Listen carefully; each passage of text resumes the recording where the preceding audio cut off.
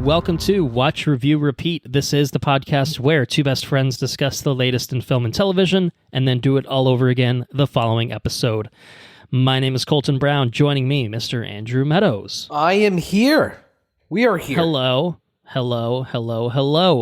It is not The Last of Us that we are covering on this episode, but we're doing a little bit of a sidestep. We're going to be talking about the 95th Academy Awards, the Oscars, and we've brought in our red carpet correspondent from last year, Anna Mattis. Welcome back. Your Patreon dollars going to work. It's actually not a red carpet this year. It is a champagne carpet. Excuse me, our champagne carpet correspondent, Anna Mattis, is here to correct us and guide us on all things Oscars. She's the expert. She's the expert here. And I don't know about that. I know Louis Vertel, but well, I'll do my best. You're better than either of us, right? Isn't that enough? Isn't that enough? So yeah, it was well, what I'll say is we're 5 episodes into The Last of Us, and I think in order to prevent us from binging it and sacrificing, I think, our enjoyment of the series and buy us a little bit more time before Andrew and I cover it, this felt like a really good opportunity to talk about the Oscars, because we spent this past weekend before we even watched the Oscars trying to get through like all of the Best Picture movies that we had not seen. So we did end up watching all of them. We made it work. It was pretty much down to the wire in terms of getting everything fit in, but we did it, and so we decided this would be a good kind of way to do things. What happened last year is we tried to cover the Oscars as part of another episode, I think the Turning Red episode, and it's too much, and it ended up being a little too much to try to tackle in a single episode. So we figured let's learn our lessons, do it as a separate episode, but and I still think, hopefully keep it short. And yeah, I think we'll try to be a little shorter and sweeter than it was last year. And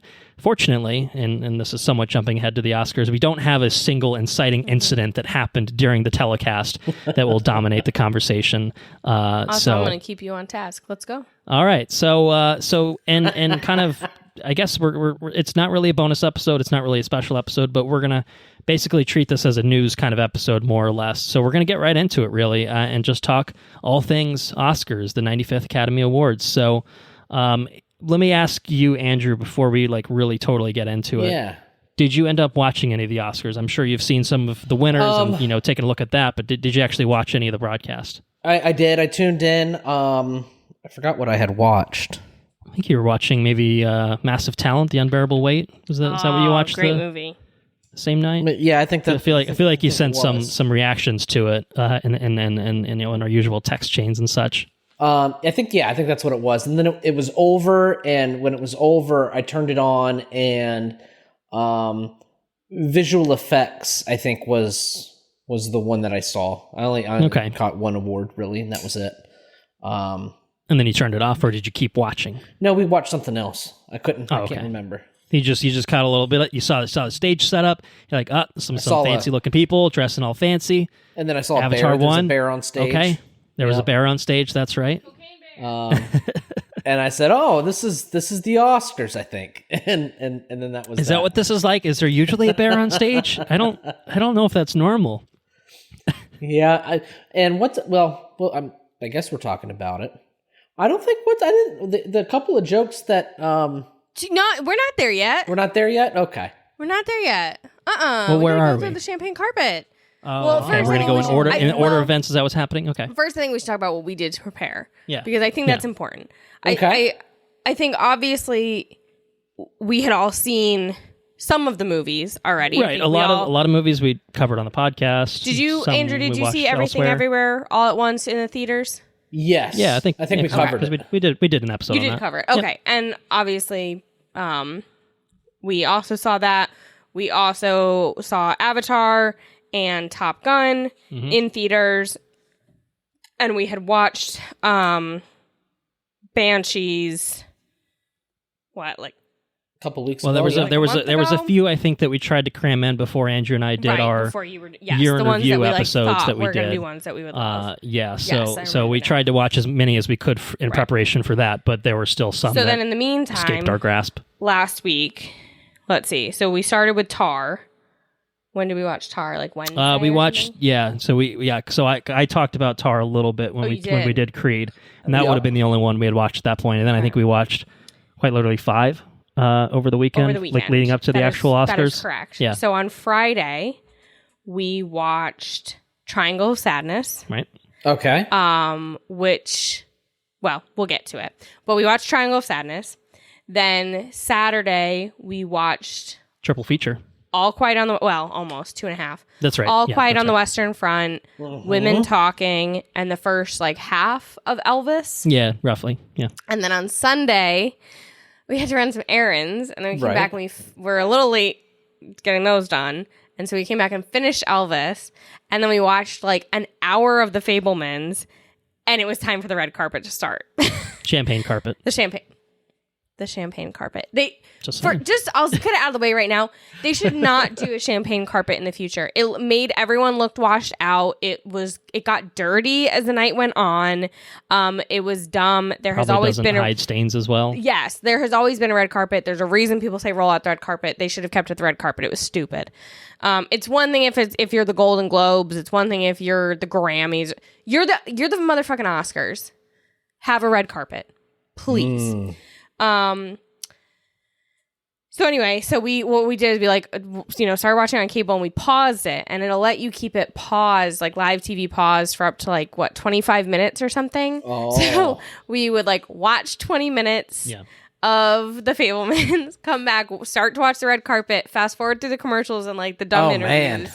And so for an hour and a half, we were going back and forth between the red carpet, and then we missed the first 2 awards. The first 2 awards we didn't see live because we were still catching up.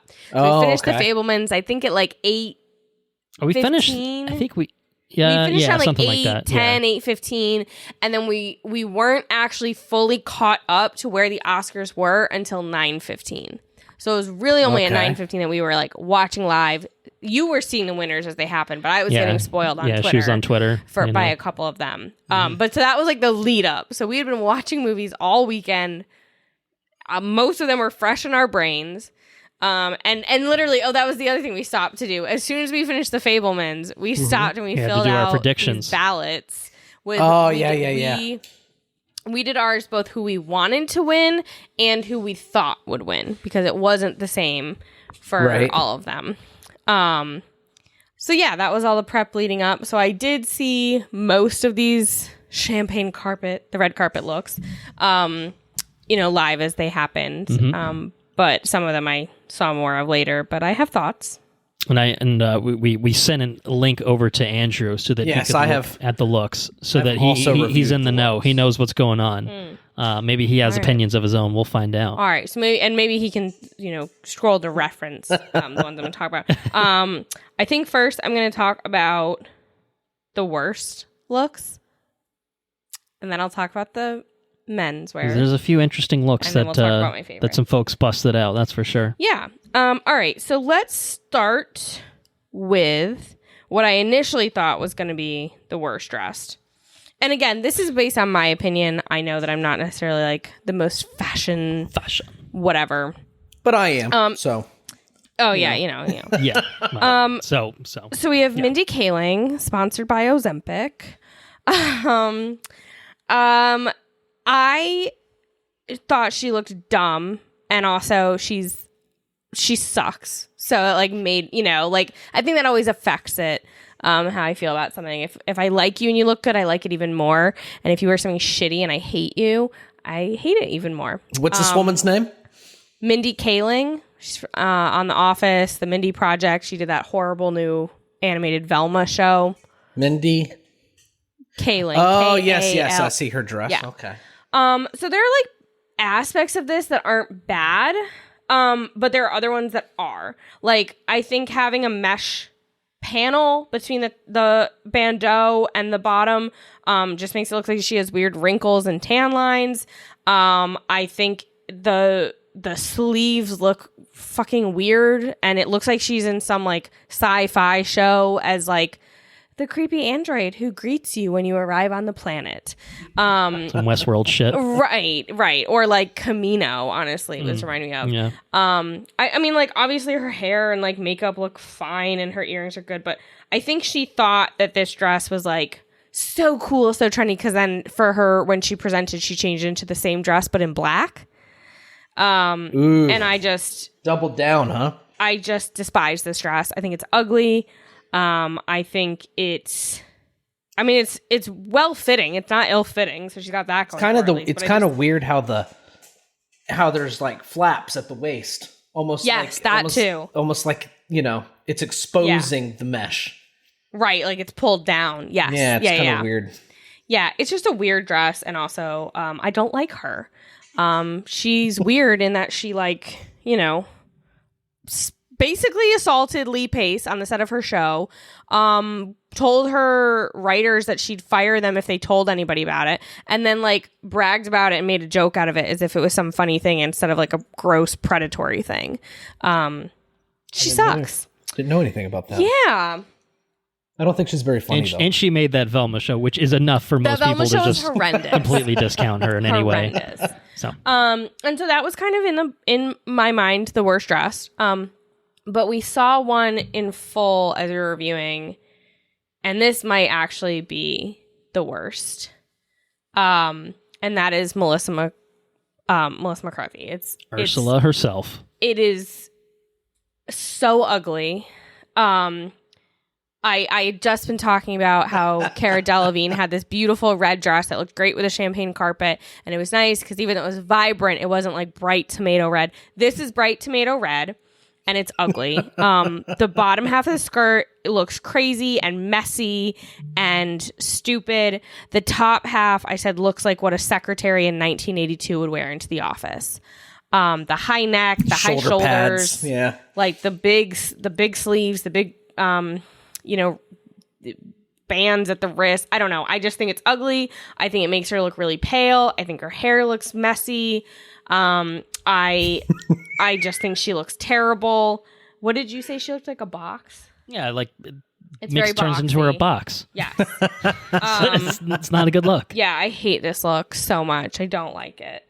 So yeah, those were my picks for worst. Were there any that stood out to you, Andrew, or in line with those? Those two are pretty bad.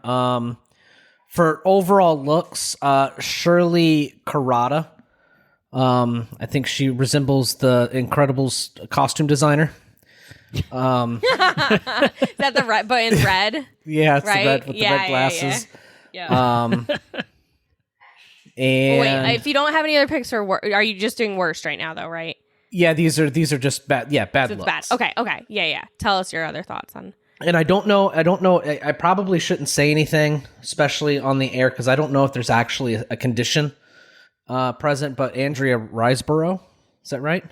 Oh no! Yeah, we thought she looked bad too. She's I don't the one know. that I described as looking like a corpse. She was nominated so. for Best Actress, and she looks bizarre. Yeah, like she's really pale. Her hair looks stupid. The dress is ugly. She like I was telling Colton. I mean, if the sun touches her, she's gonna ignite. Yeah, I mean, it's just she does look like that. Yeah, little vampiric in terms of appearance.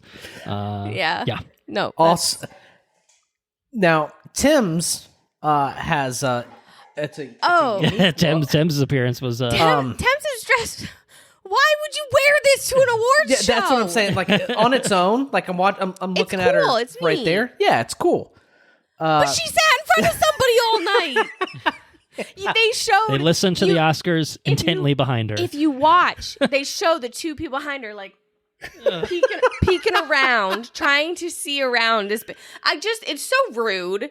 And like, what? Just why? Like, you weren't thinking about this at all, were you? And like, maybe if it had been like detachable, what? She didn't even win. She didn't even win. That's correct. She did not even win. Yeah. You think she would at least remove the top portion. Right. Well, and that's what I thought. Like maybe it's have going to some be sort of way to Nope. deconstruct it. Yeah. Make it practical. Yeah. Also, like lots of people change and wear something else for the ceremony. So like, I'm not really sure why she didn't. Whatever. Any others? Yeah. Last but not least, because that's reserved for Melissa McCarthy already. Yes, go on. Jonathan Majors Why is he wearing I'm glad you brought this it fucking up. sloppy ass suit? What are you doing, dude? Okay, so so he was also on my list to talk about because what the fuck was this Halloween costume he wore? Yeah. Go ahead, say your line. I was going to say he was wearing his Loki season 2 costume, Exactly. He looked like basically. Victor Timely or whatever his name is. Yeah, pretty much. Yeah, I mean, it's not even like a bad look to go with that, but it's so wrinkly and just looks like cheap fabric. And what was this fucking mug he was carrying around? They asked him about it. He was like, "Yeah, I've got the mug because we've got to have the mug." And it was like, what does that Google and mean? find out what that actually means. Like, I don't know if he was. I don't even think he's like inebriated or anything. I think he's just weird. I think Jonathan Majors is a weird dude. So this is apparently an ongoing thing, such that there was an article in November of he carries a 2022. cup I guess everywhere. that's not that long ago, to be fair. But I don't know. I guess it's just a thing he does. I think he's just a weirdo. I think he's a weirdo. I think he's just a weirdo. It just quickly glancing through this, I think the bottom line is he's just a weird guy. Yeah, that's the vibe I get as well. No. Yeah. He's just kind of weird. So yeah, that's a good way to kick off. I don't even know if he's the worst dressed for men's, but he was just the weirdest look for men's. It was bizarre. I liked it at first, and then the more I looked at it, it was like, I don't know what this is. Yeah, it's just like cheap. For if men, it had been like nice, like a nice suit, I think, and in that style, it would have been fine. I think men, traditionally go for a more straight laced look. I think it's some tux or a variant of a tux, maybe a little splash of color here and there, and he just went fucking 1800s on us, So, and I think especially in this kind of as a good transition, the juxtaposition with Michael B. Jordan, who looked outstanding. Yeah, just double beautifully tailored tux, just looked great. I mean, I mean, if you were going to Indochino again, I would be like this. Make his can you fit like can you this. make me look like Michael B. Jordan? And be like, that could be problematic, my dude. And I'm like, well, okay, just the tux is what I was asking about. Okay, I also just to be liked clear, that even though it was a simple black tux, black bow tie, he dressed it up with the two brooches, whatever, on the lapel. There were the two of them, the one green and the one pink. Flare. And I thought they were beautiful, and it was like a nice little touch. I like the double. I like the double-breasted look. You don't see that a lot with a big wide lapel. Oh, like the double pockets. Yeah. Well, I mean the double buttons. The double buttons. Right. Yeah. No, I thought that looked really nice. So yeah, I think the other ones I thought about in terms of menswear, there was something. The Rock tried. I liked the colored jacket, like that pink, but I don't think it was the right color for him. I think that suit on someone else, like that suit on Jonathan Majors, great. But it just like didn't work for whatever reason. It made him look especially because he doesn't have hair, like just like a continuous thumb a little bit. I thought what he was trying to do was better done by Samuel L. Jackson because I thought he looked great. I loved this. I loved this jacket, the bow tie, the glasses. I loved how it was all coordinated. Oh yeah. I just thought he looked really sharp. And it was still like unique and different, and I thought he looked great. I also noted Barry how do you say his? Kyogen. He had that like lilac suit, which I thought was pretty good. I don't know if I loved the fit as much, but I thought the color was really nice and looked good on him.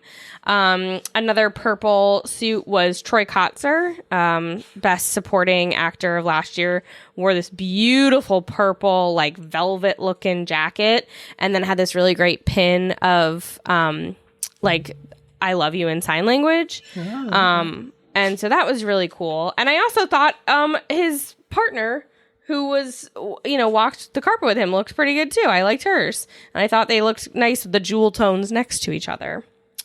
And then I think the last menswear I just wanted to point out, not necessarily my best dress, but I thought that Seth Rogen and Lauren Miller, his wife, Not sure. looked really good.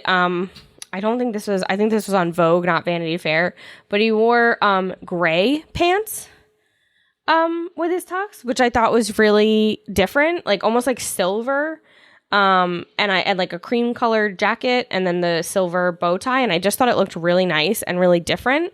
And it looked really good on him, especially with the kind of like gray beard and stuff.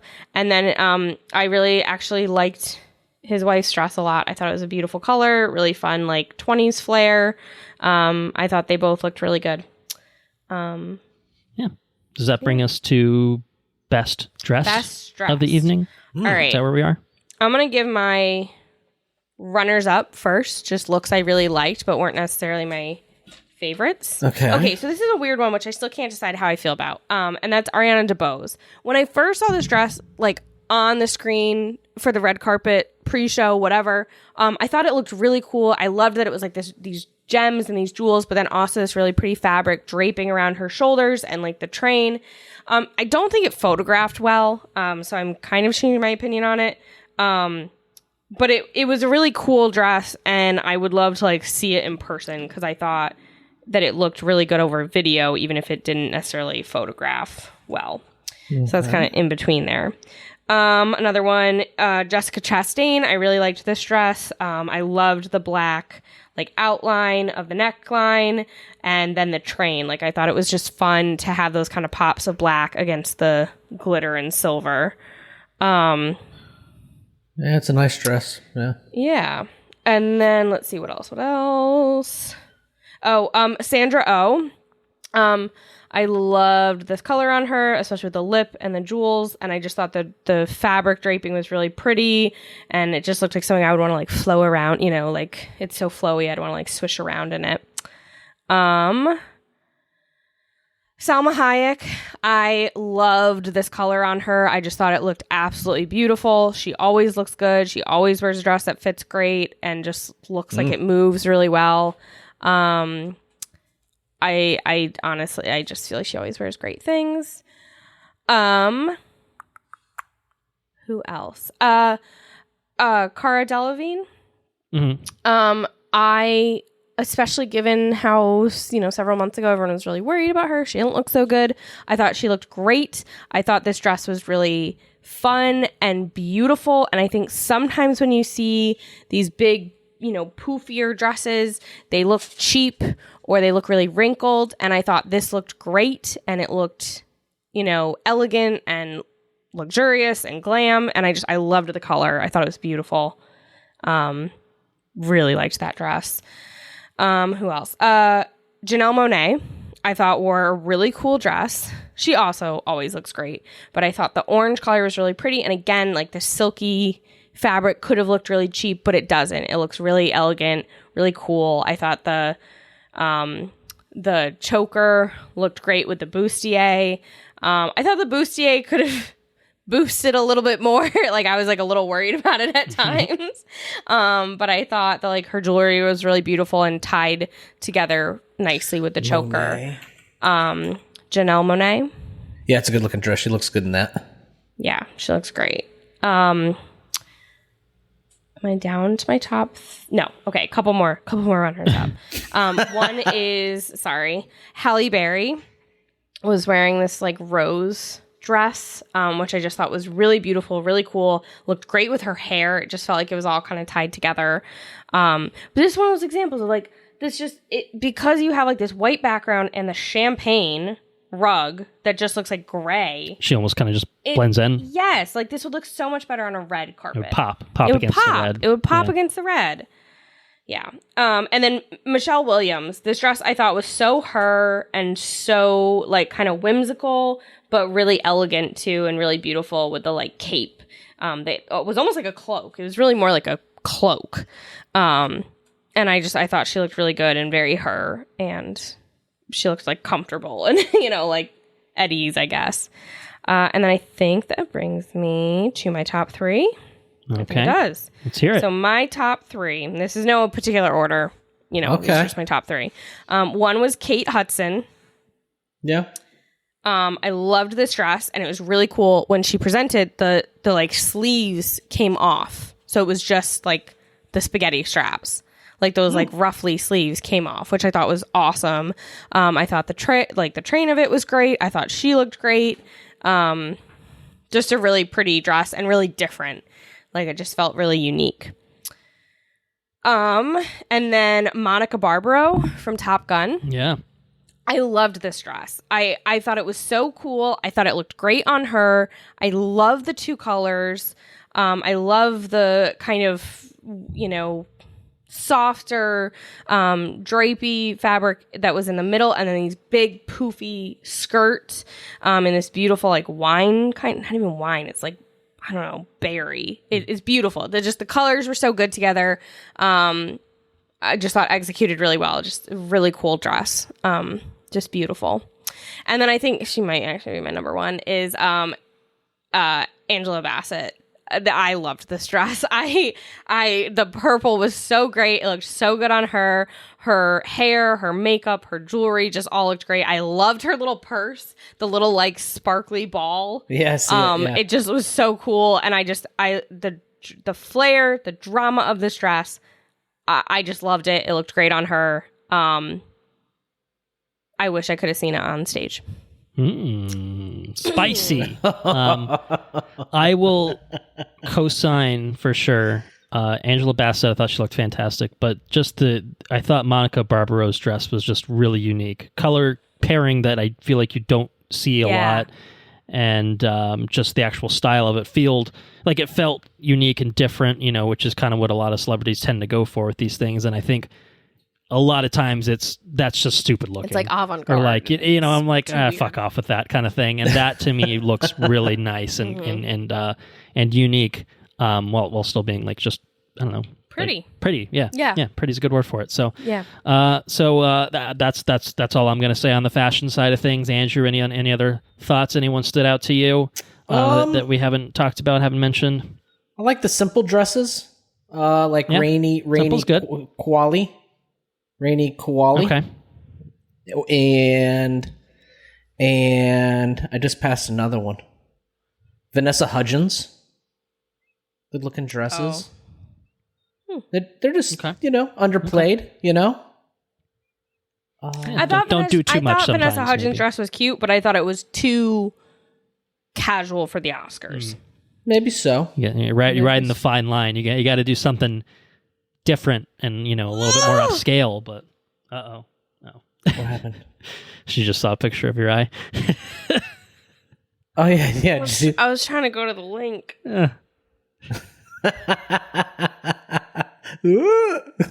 What's the gray part? That thing? That lump? Yeah. Is that just scar tissue? No, that's called a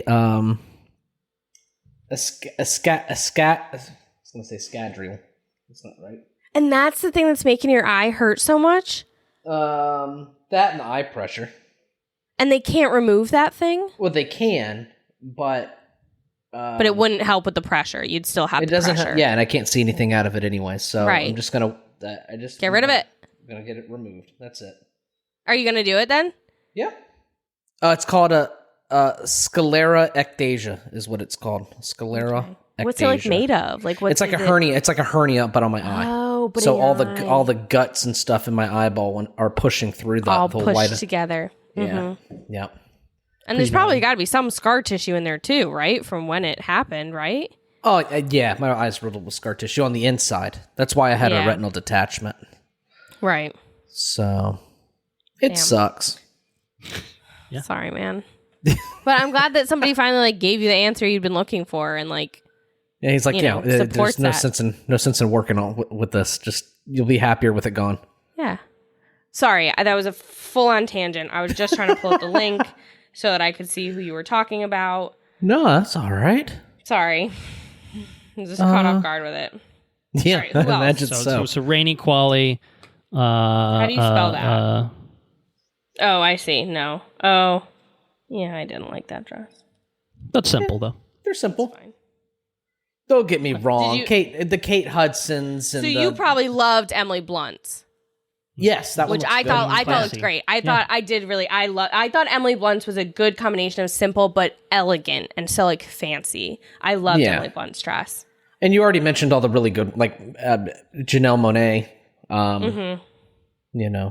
But even the simple, elegant dresses are nice too. Yeah, I think they're cool. Yeah. As long as it has to be paired with like a vibe, right? Like you have to wear it, but right. You have to own it. Yeah. All right. Are we ready Sophia Carson to get into some things? Oh, okay. One more. Oh yeah, and she performed, and she wore that when she performed too. That's a pretty necklace too. Poofy. Gotcha. Poofy dress. Yeah.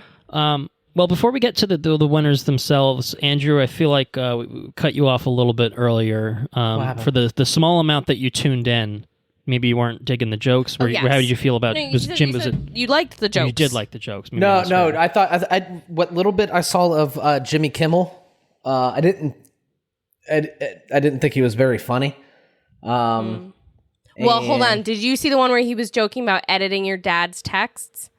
No. Is that where you jumped in? Because that was, you said, didn't you say editing is maybe you're right. Maybe that is where I was at. There's actually a story behind that one. The prompter failed and he had to improv.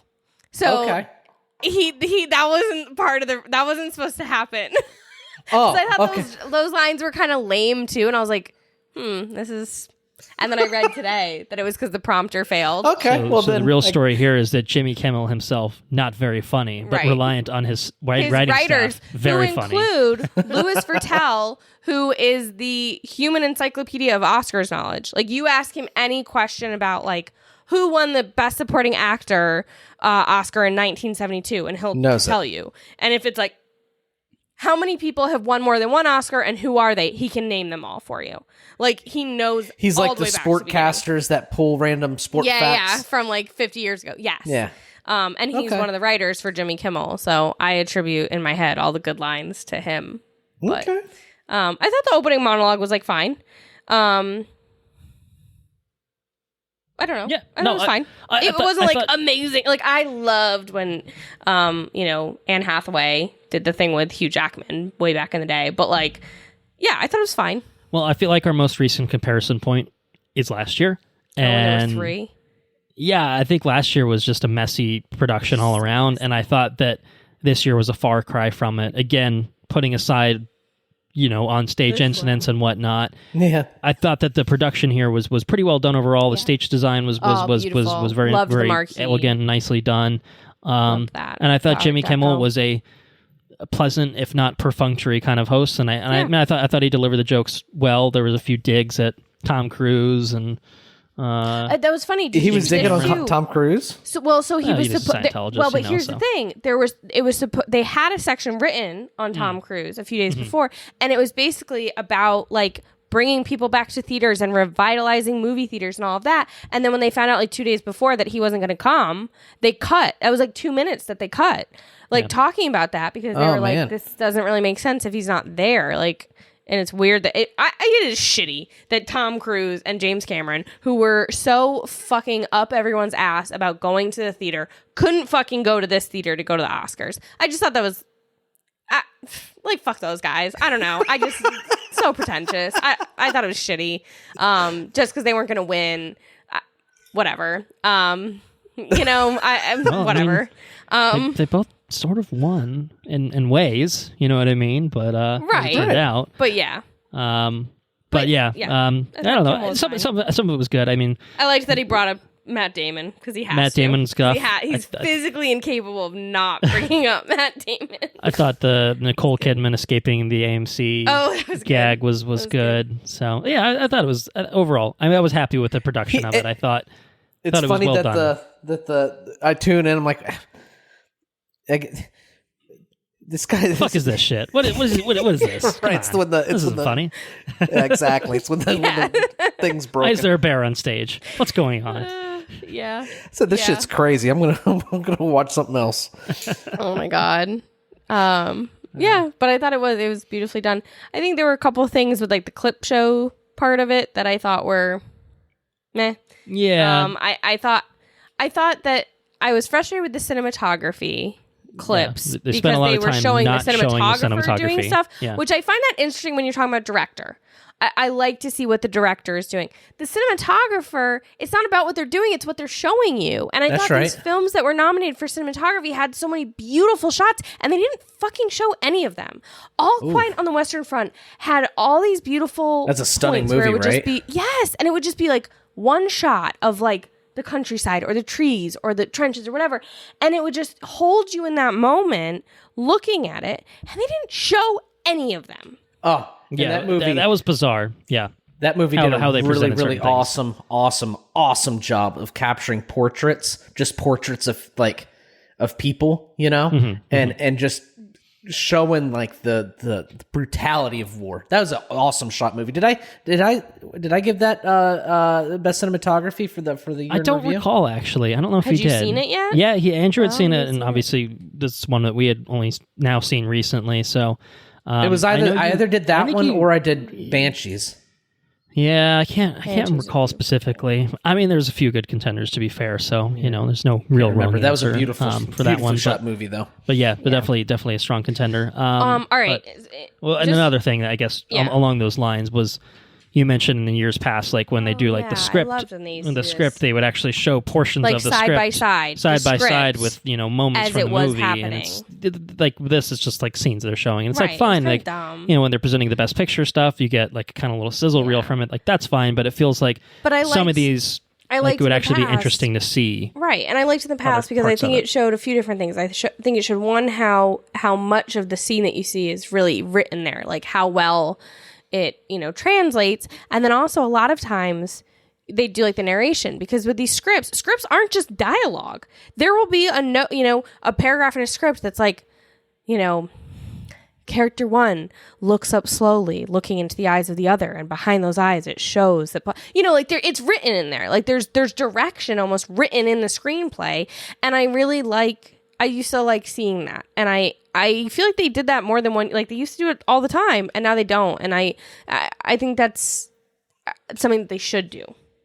No. To highlight that. But Anyway, should we get started? I think so. I think Okay. before we really dive super deep on other things, I think we're just going to quickly note that I We're think not between gonna the three of us, Oh. we didn't really watch any of the documentary feature or shorts. short films or the animated or live action short films, so we really have nothing to say on those. So we're gonna skip those. Yeah. Even though the Oscars didn't this year. Oscars and it's did not. great That's that true. the Oscars showed these. Because it's interesting, but also we didn't watch them. So Yeah, there's just not a whole lot to say other than just to tell you who won, which means nothing We're not to going us, to do it. You can unfortunately. Google it. You can It's out Google there. it. It's out there. You can find out for yourself. All right, so let's start with. Where are we going to go? We're going to start with some of the technical awards. Yeah, let's do that. So let's start with visual effects, since Let's that's do what that. Andrew said was like the Okay. first, maybe that or editing. So visual effects, I thought that Avatar would win. Yes. As did I. I thought that Avatar should win, As did I. and Avatar did win. As did I. Yeah. Wait, No, hold on. That's not right. Avatar didn't win. Yeah, I mean, come on. Avatar did win. Oh, Did okay. win Oh, Best threw me visual off for a effects. minute. It's like, hold on a second here. I had to win. I mean, it's just, It's beautiful. we talked about it. I think this was one that Andrew and I had a consensus pick when we did the year in review. And I will say, there were times throughout this ceremony where I'm like, I fully agree. And I'm like, I probably didn't actually say that on the episode that we did. So I might say things that are inconsistent with what I said That's all right. 2 months ago or whenever that was, month and a half, I don't know. But I know that I said Avatar: The Way of Water had the best visual effects when we talked about it, because it's just All right. it's head and shoulders above the rest of the pack. It really is. It's groundbreaking. Right. Yeah. It is. It is. So easy win. Good on you, Jimmy C. James Cameron, you son of a bitch. You Didn't pretentious show. Didn't bastard. even show up to collect your Oscar. You're just too busy counting your billions of dollars that you've And paying couped from alimony. your paying alimony. That's true. Too many wives. Too many wives. Well, too many he ex-wives. I shouldn't- guess he is a bigger shouldn't- issue. He shouldn't cheat on them with current wives. But when will they Anyway, learn? next up, sound, Sound, yeah, best sound. It used to be two separate ones. right. Now it's just the combined sound which I award, think right? is fine. Yeah, right. So I thought that Top Gun Maverick should win. I thought that Top Gun Maverick would win. And Top Gun Maverick did win. That's right. I thought All Quiet on the Western Front had a shot at winning this, because I feel like wartime movies play well with the Oscars So traditionally. you thought they would win. But I wanted Top Gun to wanted win, Top Gun. and so I was happy that Top Gun did indeed win. I mean, I feel like we just, especially another seeing it one in like Dolby, Avatar, you could feel it. Man, You could yeah, feel it. It that's felt it. like you were in the fucking plane. Yeah. And I think it, and I think while still being able to hear everything and be in the moment, I thought it was excellent. I'm glad it won. yeah. And in spoilers for the rest of the show, but I'm glad Top Gun won something. Yeah, because there's a lot of movies, and this is kind of a recurring theme Avatar. and Avatar. I mean, Avatar should have won visual effects and probably nothing else, and I think they probably got that part of it right. I'm not even sure what else it was nominated for. But Maybe it was production design or something, but it looked beautiful. It was nominated for sound. That's true. Was nominated for sound. You are right about that. Yeah, I just think that there's a lot of movies that ended up getting shut out that I think were somewhat undeserved in terms of just not getting some recognition. And so I'm glad that at least a Top Gun, I didn't expect it to win Best Picture or anything like that, but I'm glad it at least captured that technical award with sound. I think that's a well-deserved win. Agreed. Yep. All right, next up, production design, which I think also used to be 2 different awards. Did it? Okay. Right? Maybe set design stuff too? Set design and something else. I'm not sure. Well, out of these, okay. This was... I thought this was... I didn't know where to go with this one. This was tough because I thought it was... I think we talked about this. Like, there's a couple things with production design that you take into consideration. Does it recreate an era really well? Right. Does it, use the set and this is why I kind of feel that it should be 2 separate ones. And so I was thinking about like previous years where like I remember thinking that The Father had incredible production design because of the way that apartment was set up and how depending on who was, certain things would change, but it was still like fundamentally the same apartment. Yeah. I think Nightmare Alley, I loved the really set awesome. design, particularly in Kate Blanchett's office. Like it was, so we talked cool. a lot about that. I think last year, the Art great. Deco style. Awesome. Yeah. And so it's kind of like, which thing do you... And it's memorable. Here we are Right. 2 years later talking about it, Right.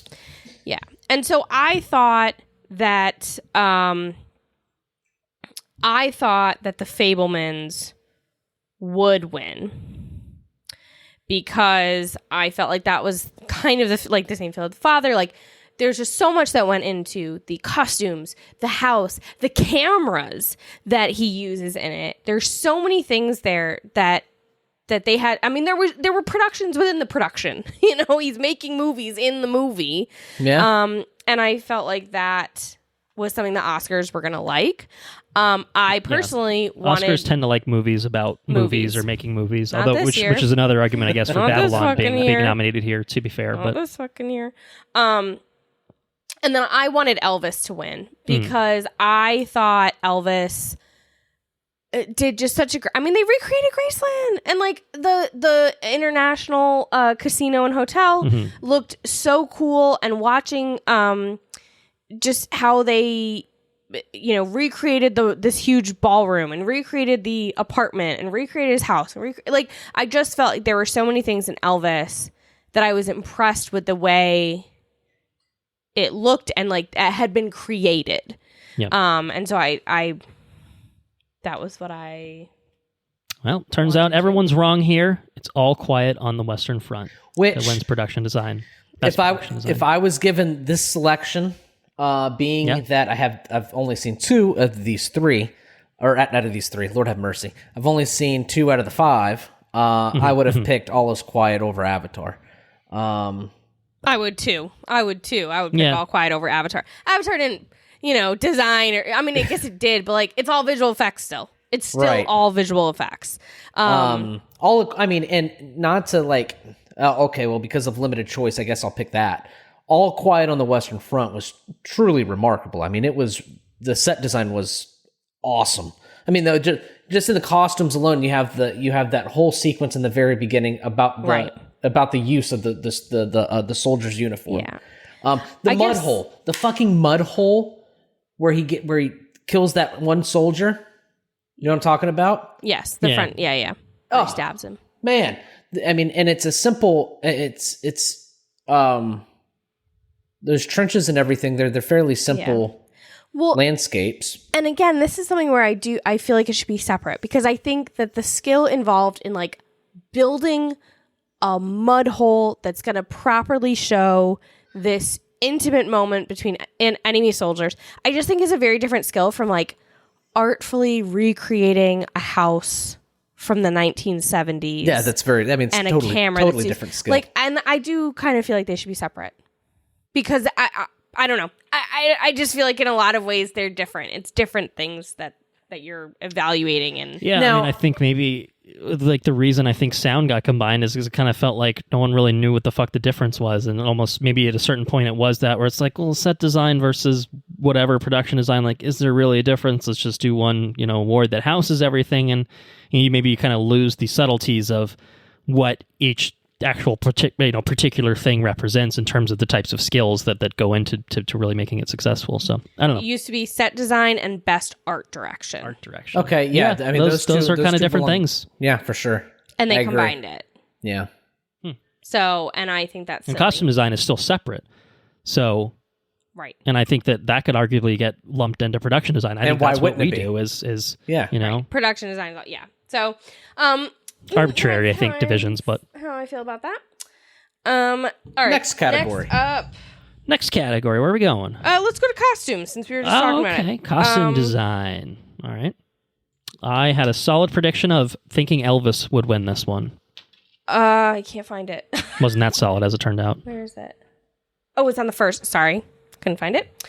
I thought that Elvis would win, and I thought that Elvis should win because, again, the way they painstakingly recreated these costumes, and they also, the sheer amount. They made, 9,000 costumes or something Holy fucking shit. insane like that? Like, That's they crazy. made so many. They all looked beautiful.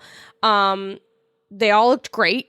And I thought Elvis would and should win, but I'm not mad about the winner. Yeah, I was admittedly surprised that Elvis did not win, but Black Panther Wakanda Forever took home the Best Costume Design Award. Ruth Carter. Well, they did a good job I think on that, she won for the first Black Panther. She did it. And I think that you kind of, I don't want to steal your thought and claim it as original. I feel like you thought maybe, well, she won it the first She time. already won for doing. Yeah, what's different? What's here? different here? I think the difference is Mexico? all the Talocan. Yes, and once you designs, pointed that out, I felt very much were spectacular because all the Wakanda stuff is still great. Like it hasn't gotten worse. I mean, I don't know. Like what do they call it? The Midnight Angels. Nah, it was a little goofy, but they were Those fine. Are bad. Angela But I Bassett feel like, looked like a boss, though. She looked great. She looked Every great. scene. The M'Baku's like kind of upgraded like armor. I thought was yeah, cool that's looking. true. That's true. But I think like the Dora stuff is kind of the same. The Black Panther suit is different and still kind of the same at the And same the time. Wakandans still But- have the same culture and they still have the same look. Right, the Wakandan exactly. stuff is The kind Wakandan of stuff's still samey, the you know, same, like, right. and it was good enough to win new. before. Maybe it's good enough to win again. But I think it's the Talocan stuff, yes, I thought and I agree. Namor and really particularly. Oh, you said it the correct way. Namora. I don't know how they say her name, but her like her headdress and everything was just so fucking cool. And I feel like a lot of the designs for her, Atuma, all the other Talokani hammerhead. people were just really, really well done and so different than the Wakanda designs agree. that it had such great and diversity different from within just, the like, costumes. Atlantean. Like they could have gone Totally. some route where it looked like every Yeah. other Atlantis, every Right, other taking underwater shit. It looked the like- And they Mesoamerican didn't. It looked fucking inspirations cool. and bringing that The into jewelry. it was neat. And it looked like they were Dresses stuck they in were in the time, caves. which was really Yes. cool. It's neat. Good job. Yeah, it was very cool. So I mean, I think Elvis. I am still actually quite surprised that it didn't win because it just felt like so much work went into it, and on one hand, for me, it's like, well, with Black Panther, you're kind of creating new shit using old things, where Elvis is like recreating, I guess, Right, Elvis-y it's a things that different Elvis skill. wore. But yeah, I think either would have been deserving. But Black Panther took it home. Agreed. So no win for Elvis there. Let's go into makeup and hairstyling. Okay. I Let's. thought Elvis would win. Yep. Similar kind of train of thought here. Feels like a lot went into it, making Austin Butler into Elvis Into Presley. Elvis, and then older and aging, and Right. everybody's hair was big, and whatever. For this, I wanted Black Panther Wakanda Forever to win because I felt like the makeup, like, always just feels like it has meaning. Like, I'm just thinking, I think the thing that kept coming to mind was Shuri's funeral attire Okay. for both funerals, and the white makeup on her face and the design there, and the just so many uses of makeup and uses of hair to kind of tell a story in some ways. And I thought, like the ears on Namor and Namor. And I thought like the blue makeup, and I loved the way it wasn't blue around their mouths, and like all of that. Like there was so much there that I just thought was really well done, both in like a traditional makeup sense and also in like conveying this culture through hair and makeup. I thought was really good. Yeah. So I'll say who won, but you say first. I can't recall. I think makeup and hair styling is another thing that like Andrew and I don't really treat separately. But they turned Colin Farrell into the goddamn Penguin, and to me that was completely different. That was enough for me. That was enough for me to say. There's also a huge difference between makeup use and makeup effects. But I think it's kind of subsumed within, like given that it was nominated here. Right, exactly. Yeah. Right. Well, and obviously the actual winner here is kind of a similar type of thing of. All right, so are you saying who you wanted and thought would win or no? I wanted the Batman to win because they turned Colin Farrell into a different man very convincingly. So, okay. I also liked Robert Pattinson's makeup. Yeah, that was pretty cool. Really cool. I mean, other than the Penguin, I guess I don't know that there's anything else in the Batman that like super duper stood out. Whereas I think Elvis is probably more for the entire cast, or for even Austin Butler, the different iterations. Okay, all right, that's the kind of thing that you notice. I rely on you for that. I mean, again, I guess if you're talking about makeup effects, like All Quiet, I guess kind of goes into that a little bit, but with the mud on his face, whatever. Kick some mud on his face. He looks all fucked up, pretty like serious. So. And then of course we have the actual winner. The actual winner, yes, which is the whale, which means they gave it to someone. They put him in a fat suit. Good for you. Snaps. Great. Not job. just any fat suit. No. Okay, is it time for my whale? Let's get into it. I think is it time? I have not seen the whale. I think it's appropriate. I think it's appropriate to talk about it here because I think if we do it in the other thing that it wins for, it takes away from Brendan Fraser being, so if you actually having listen good things happen in his to life. Actual fat people and actual queer fat people, they have discussed extensively in writing, in interviews, in tweets, in whatever the fuck else, how this movie is fucking offensive.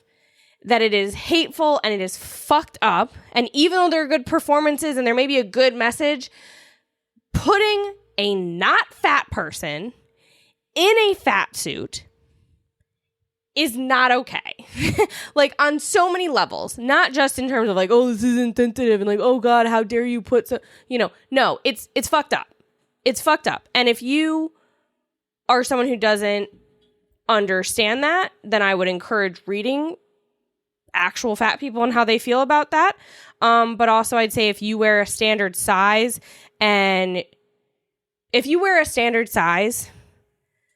sit down, shut the fuck up. You don't get to have an opinion on whether or not the whale is okay. It's not okay. And I would point everyone to Roxanne Gay's fantastic article about it, because I think that's going to say it more eloquently than I can. But this movie took what could have been a really good message, it could have been a good story, and made it hateful and gross and made fat people into a depressing caricature. That's Darren Aronofsky. Correct. I feel like fuck that guy. Exactly. I mean, that's who he is. Right, exactly. So that's all to say that, like, fucked up Did you guys concept, see it? fucked up casting. We did not. I was going to.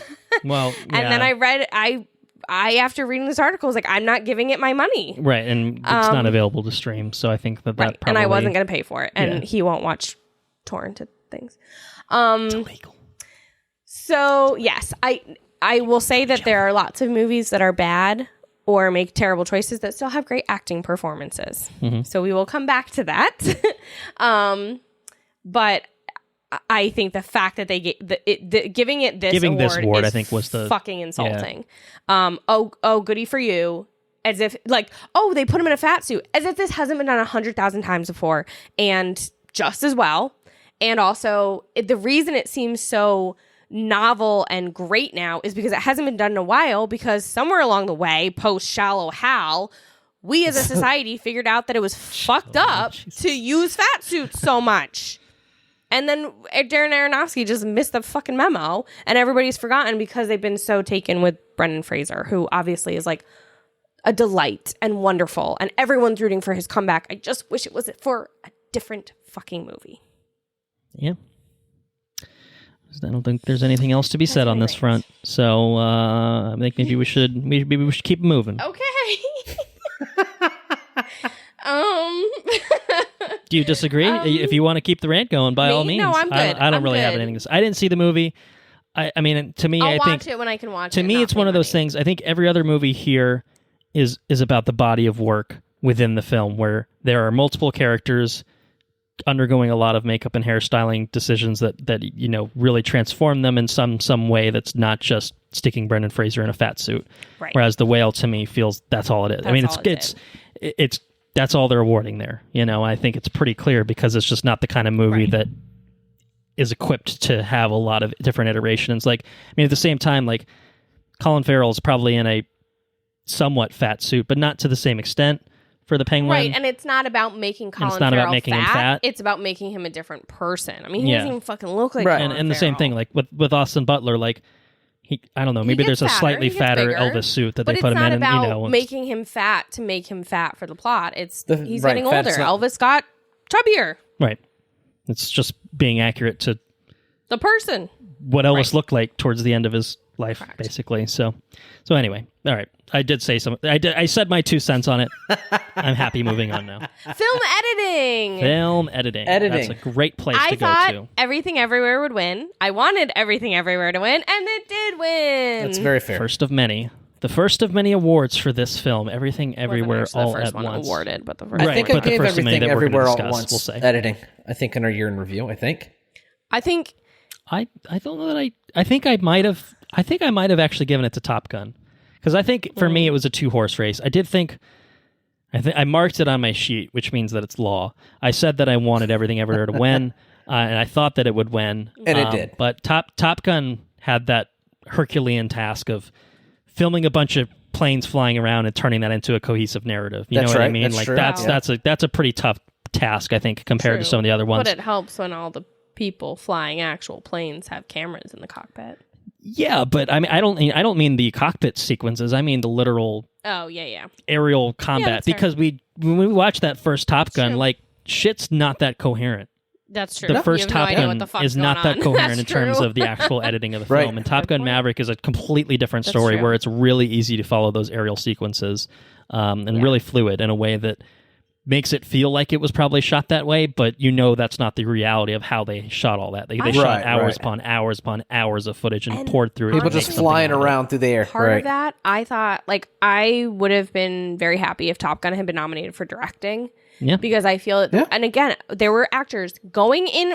They were flying planes. They all had to get their pilot's license. Like, they all were flying planes, had a camera point at them, and the directing had to happen before they got in the fucking plane. Right. Here's what you do when you go up there. Right. Do it that way, And so they kind of in ways had to direct themselves, and so it wasn't just that they were being directed, they were also being taught how to direct themselves by every the director. actor should have been nominated for Best Director as part of it, along with Joseph Kosinski. But I think that goes to the director's it's preparing them. You're going to go up in here for however long.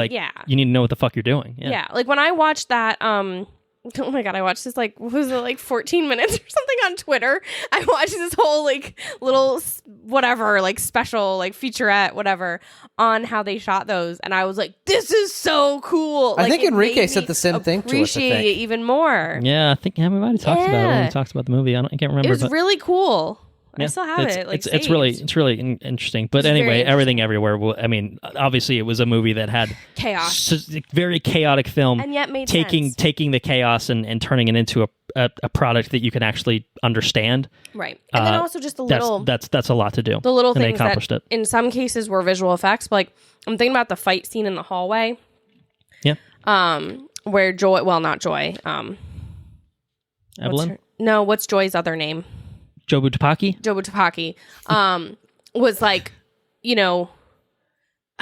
kept, like, changing things, like changing her appearance, changing, like, the gun to bubbles, like like all that stuff. Like, even though a lot of that is visual effects, it also felt like a lot of it was, like, the editing from one to another, like this costume to this costume. Like, it just It was. I love that movie. It was really good. I think it's a deserved win. I mean, I think that film doesn't. It's a classic. That film doesn't work as well with a lesser, editing job done with it. It leaves you puzzled and confused and not fully comprehending everything that's playing out before you. So it needed that to bring it home. So yeah. Two directions we could go. One is to music, and the other is to cinematography. Ooh. Let's do music. I'll let Andrew pick. Let's do music. Okay. So two music awards. Oh, yeah. We got two here. Yeah. We're let's do original score first. Original score. So score, I thought that All Quiet on the Western Front would win because of that. Doom, doom. Yeah. Doom, doom, doom. Yeah, like that just intense. felt... It made me shake. Like, I imagine if I saw that in the theater, it would make the whole room shake, but it just really, like, it just gave this sense of dread, like, deep inside your soul. My favorite thing was heard that. Anytime the film won something, they played that bit. So, like, as people are walking up to the stage, boom, boom, boom. You know, it's just like the whole atmosphere is like, oh, fuck. What's going to happen? What's going to happen when they get up there? Yeah, but just like that dread. Right. But I wanted Banshees to win. Yeah, we should say what because I thought Banshees was Carter Burwell. Yeah, I love Carter Burwell. And I just I felt like it just the scenes, the location of Banshees and the music just fit so well, and it fit the story of like this lovely place, and it's kind of lighthearted, but also there's this dark, like where Carter Burwell used minor, and it just, I don't know. I just thought that it was really good. And so I would have liked to see it win. But I thought that All Quiet would win, and obviously it did. I really Volker Bertelmann. Would have really liked to see the Batman on here. Yeah. I think Michael Giacchino's score being not even nominated was it's kind of a slap. A little disappointing. Yeah. I mean, like John Williams got nominated for The Fabelmans, like cool.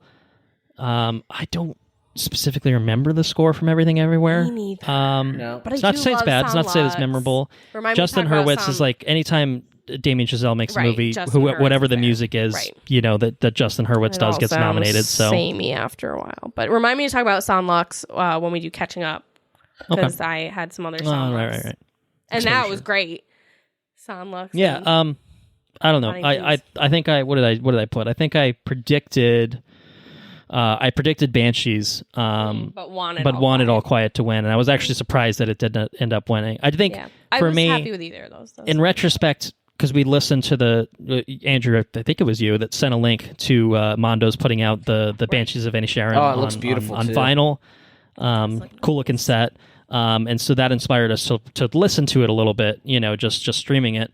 And that made me remember it a little bit more, because at the time I was just like, I remember bits and pieces of it, but it didn't stand out to me. It'd been a little while since I watched it. Whereas All Quiet, I had recently watched, and like that score sticks with you. Right. If Batman's not going to be on here, All Quiet's a good. Right. Like Batman's the one for me that I'm like, I can just, you know, that's iconic. I can hear that anywhere. No, oh, that's Batman. Where's Batman? Where's he around here? Whereas All Quiet, you could hear that and it's like, oh shit, that sucks you right back into the feeling of watching that movie. Yeah. So that's why I picked it as my wanted to win. But Banshees just seemed like it was getting a lot of buzz, and upon re-listening it, I think it would have absolutely deserved to win. You know, if we get that record, great, it'd be a great addition to the old collection. But All Quiet, I think you know, I was surprised that it won, but can't say I was mad about it, because it's just a very good pounding, iconic kind of score. And not a usual Oscar winner kind of score, I feel like, but maybe I'm wrong about that. Maybe I don't know. Any other original score thoughts? Obi's joined us on the podcast. Maybe he has the thoughts about it. No, he doesn't have anything to say about it. Original song? Score. Original song. Original song. Yeah, this one. This is the fun thing they do, where they perform them. And all of these were performed live throughout the telecast. Right? Yeah. Yes, they all end up being performed. Gaga showed up. She changed 3 times or twice, whatever. I think she had 3 different outfits, I guess. 3, so. Yeah. So I thought Sophia Carson was fine doing Applause, but I thought Applause sounded like every other fucking Diane Warren song, which is that it sounds like nothing. It's just that they're all very samey. I don't understand the obsession with Diane Warren. I don't get it. It's whatever. Like, okay. I thought... So I had said originally that I wanted This Is a Life to win from Everything Everywhere All at Once because I really liked the Mitski version. I thought it was really good. The live performance made me feel different. Yeah, a little left a little bit to be desired. I thought Stephanie Hsu did fine, and I thought it was like fun that she did it. But David Byrne, like obviously lots of skill, he's great. Didn't sound good to me, and they didn't sound like they were on the same page. They didn't sound good together at all. Yeah, it didn't sound good. I think it sounds better like the original. Okay. Alternatively, I thought Gaga sounded so much better, and she did her whole stripped down thing, whatever. When I first heard Hold My Hand, and then when I saw it in the movie, I thought, this song is bad. This was a cut from A Star Is Born. She is belting the whole song. She's yelling. It doesn't sound good. But I thought this made me like the song more. I thought it was pretty good. I still don't think it had some of the emotional resonance that some of the other songs had. But I thought it sounded a lot better. And I actually, one of my best friends is like a full on Lady Gaga stan, like has seen her in concert, has met her, like she is a stan. And she went, she saw Gaga in concert, in the summer. Yeah. And she performed it then, and she said it sounded better live then as well. So it's really interesting the way the song just sounds better live. Okay. And yeah, and then also additionally in the same vein, I thought Rihanna sounded really good. I thought her performance was excellent. Coming out. I feel like when I first another performance, heard, Super Bowl, now the right. Oscars. I know 9 years nothing, and then or 6 years or whatever it was. I think when Lift Me Up first came out, I was kind of like, meh, whatever. Like, it's actually a lullaby. She said she wasn't giving us a lullaby, and it is. But I think now when I hear it, I do think of Chadwick, and I do think of, that movie, and I think it really is moving and beautiful, and I have really better Lift Me opinion Up. of it now. I actually... Me too. I like it a lot more now. I really do, too. Surprise! Well, I don't know anything about Not To, so I'm excited to hear. Not to. Yeah. It's a pretty ballin' song. I will say before we fully get into Not To, because we are not the RRR experts by any means. I thought Lift Me Up would win because RRR was not nominated for Best International Feature Film, and I thought maybe if it hadn't made the mark there, then maybe it hadn't made its mark elsewhere. It's such a banger. It's so fucking catchy. But it is a banger. It's a fucking banger. Yeah, it is. And so I thought Lift Me Up would win, and I did technically want it to win. I got to say that Not To performance was awesome, and that song is a fucking banger, and so no complaints from me. I thought Not To would win, and after they performed, I wanted it to win because it was just fun and joyful, and yeah, and I think that kind of... We got to set 3 hours aside and see what RRR is all about. Probably not going to do that. I want to do it at some point. All right, well, you're going to be gone Saturday, so have fun. Obi and I are going to watch RRR together. I'm working. You're going to be gone. You'll be out of the house. I'm watching these guys Not To. All right. It's pretty good. It's good. That's pretty fucking good. They have this awesome... Did they do the dance live too? Yes, they did the whole dance, and they had like the same people from the movie and the same costumes and all of that come out and do it. That's and cool. they also had done it earlier in the show because Jimmy Kimmel, part of his monologue was he was saying that if you start going over in your speech time, they're not just going to play the orchestra to play you off. They're also going to have the Not To dancers come out and dance you off the stage. And then they came out and they surrounded him and did the dance and moved him gradually off the stage, which is really funny.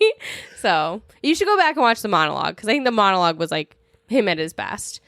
And I think I'll watch RRR as well. That looks like a lot of fun. Fuck yeah. Yeah. Bonus all right. episode. Maybe you'll. Yeah, there we go. Yeah. All right. Are we ready for cinematography? Yes. Yes. That's a good place to go. So we talked about this a little bit, how I was frustrated that like all these great movies, all this great cinematography, and they I feel like didn't show it well at the Oscars. I thought they were going to give this shit to Tar. Yeah. That's what I predicted as well. I thought they were going to give it to Tar just because they fucking love that shit and all these weird, the one shot scene. Like I thought they were, whatever. I don't know if you talked about this much when you did Catching Up. But like, I don't get the appeal of Tar. Kate Blanchett, fantastic, great, wonderful. What the fuck was this movie? didn't think it was good. I just described it as pretentious and mostly boring. It was pretentious and mostly boring, too long, and I think actually what and credits Colton, at the beginning, sort of deal. What you described when we watched it was you said it was like somebody took the script and said take all the punch out of it. Yep. And I thought that was spot on because it felt like every scene, every time it was going to be something interesting or something interesting was going to happen, the scene stopped, the scene cut. You know, the most interesting character in the whole movie besides Tar herself was not in the second half of the movie. Like, I just thought it was bad. I don't like it. I thought it was bad. But I thought they were going to fucking give it to it. I wanted it to go to All Quiet on the Western Front because I just kept fucking thinking about these beautiful shots, just the way they followed the action and the intimate moments. I mean, even just like when they're literally sitting on the bench taking a shit and you have this like, beautiful forest. And I thought it just did a good job of showing, you talked about it did such a good job of showing the brutality of war. Yeah. But I thought it also did a great job of showing the juxtaposition of the awfulness of war and the horror, but also the beauty of where they were fighting. And so I really wanted it to win. I believe Colton had the same predictions that I did. I did. That he wanted All Quiet to win like I did, but thought Tar would win. So we were happy. We were one of those surprised. pessimistic. You just assume you're going to pull some dumb bullshit like giving Will Smith the Best Actor award, and there is some dumb bullshit that they pulled, but I don't think that it was here. So correct. So, this is a wonderfully shot movie. Highly deserving film here. But I will say... I didn't see two of these movies. I will say, again, to echo something that we complained about with the original score, even Roger Deakins, who was fucking nominated for Empire of Light, he said the Batman was the best cinematography, and it wasn't even fucking nominated. Right. And I think it absolutely deserved a nomination Deakins, at a minimum. The cinematographer it's Roger of Deakins. Our time. Yeah, correct. Said if Deakins says that the best cinematography of the year was the Batman. He's right. I trust him more than these old fucks voting on this shit or whatever. I'd pick that over Tar and Elvis, and I liked totally Elvis agree. a lot more than I thought I would. And I don't know what Bardo False Chronicle of a Handful of Truths is, to be quite honest. So. That's I think it's written. I think it's directed at least by the Birdman guy. Oh, okay. Cuarón. Really? Wow. Okay. Is it a Spanish language Yeah, film? it might be. Yeah. It must be. It slipped under my radar. Did not get a lot of traction. It feels like here. I'd be interested to watch that just because the guy behind it. Yeah. And he shoots. I mean, he's why don't you just watch Harry Potter and the Prisoner of Azkaban? Could watch that too. Well, I didn't know he's a different guy. Is it not Cuarón? Oh no, it's Inarritu. Inarritu. That's right. Yeah. Why did I think it was Cuarón? What did Cuarón did Roma? Yep. That's what I. Yeah. Okay. That was dumb. That was a dumb mix-up. No, Inarritu was. I think they're like Roma's friends, really good though, but Inarritu did something else recently that got nominated, like in recent years. The guy who did he did The Revenant. Oh, that's right. That's what I'm thinking of. Yeah. Yes, really but Cuarón dude. did Roma, and yeah. There we go. Okay. Sorry, I confused the Spanish guys. Let's see. Where are we going? Hold on. We are going. We got some screenplays. We got directing. Writing or directing? Andrew? Writing or directing? Writing. All right, let's do original screenplay first. Original screenplay. Originals. So okay. I loved Everything Everywhere All at Once. I thought it would win. I think it has beautiful moments. I think it has this beautiful story. But I wanted either Banshees of Inisherin or Triangle of Sadness to win. I wanted Tar to win. No, I'm just kidding. It's a lie. I thought Banshees was just so... Banshees is fucking insane. It's unhinged. So is Triangle. They're both unhinged. They're both unhinged. I agree. Well, and so is Everything Everywhere to some extent. Yeah. I'm on team unhinged in 2023. But Banshees is a particular just. And we're talking about the good unhinged, not the Tom Hanks and Elvis unhinged, because that's bad unhinged. Oh God. We'll get to it. Yeah, I mean. Go ahead. I don't want to cut you off. Me? I feel like you were. I think I gonna say things about Banshees or Triangle. There's so many different. Do you award writing for the best plot and the best overall? Do you award it for the best scene? Do you award it for the best dialogue? It's so hard. I think about dialogue with original screenplay because that's all we can go off of. You know what I mean? I disagree. That's what I'm saying. These you if you look at like actual scripts and like side by side, there's I'm so much what we can go off of because we haven't seen the screenplays for these. Oh, I understand. Yeah. Yes, I think that's true. But I also think to some extent you have to assume that with the original ones, so much of what they're putting on screen, so much of what is there is coming from the screenplay. Presumably. Which is where adapted, it's very different, I think.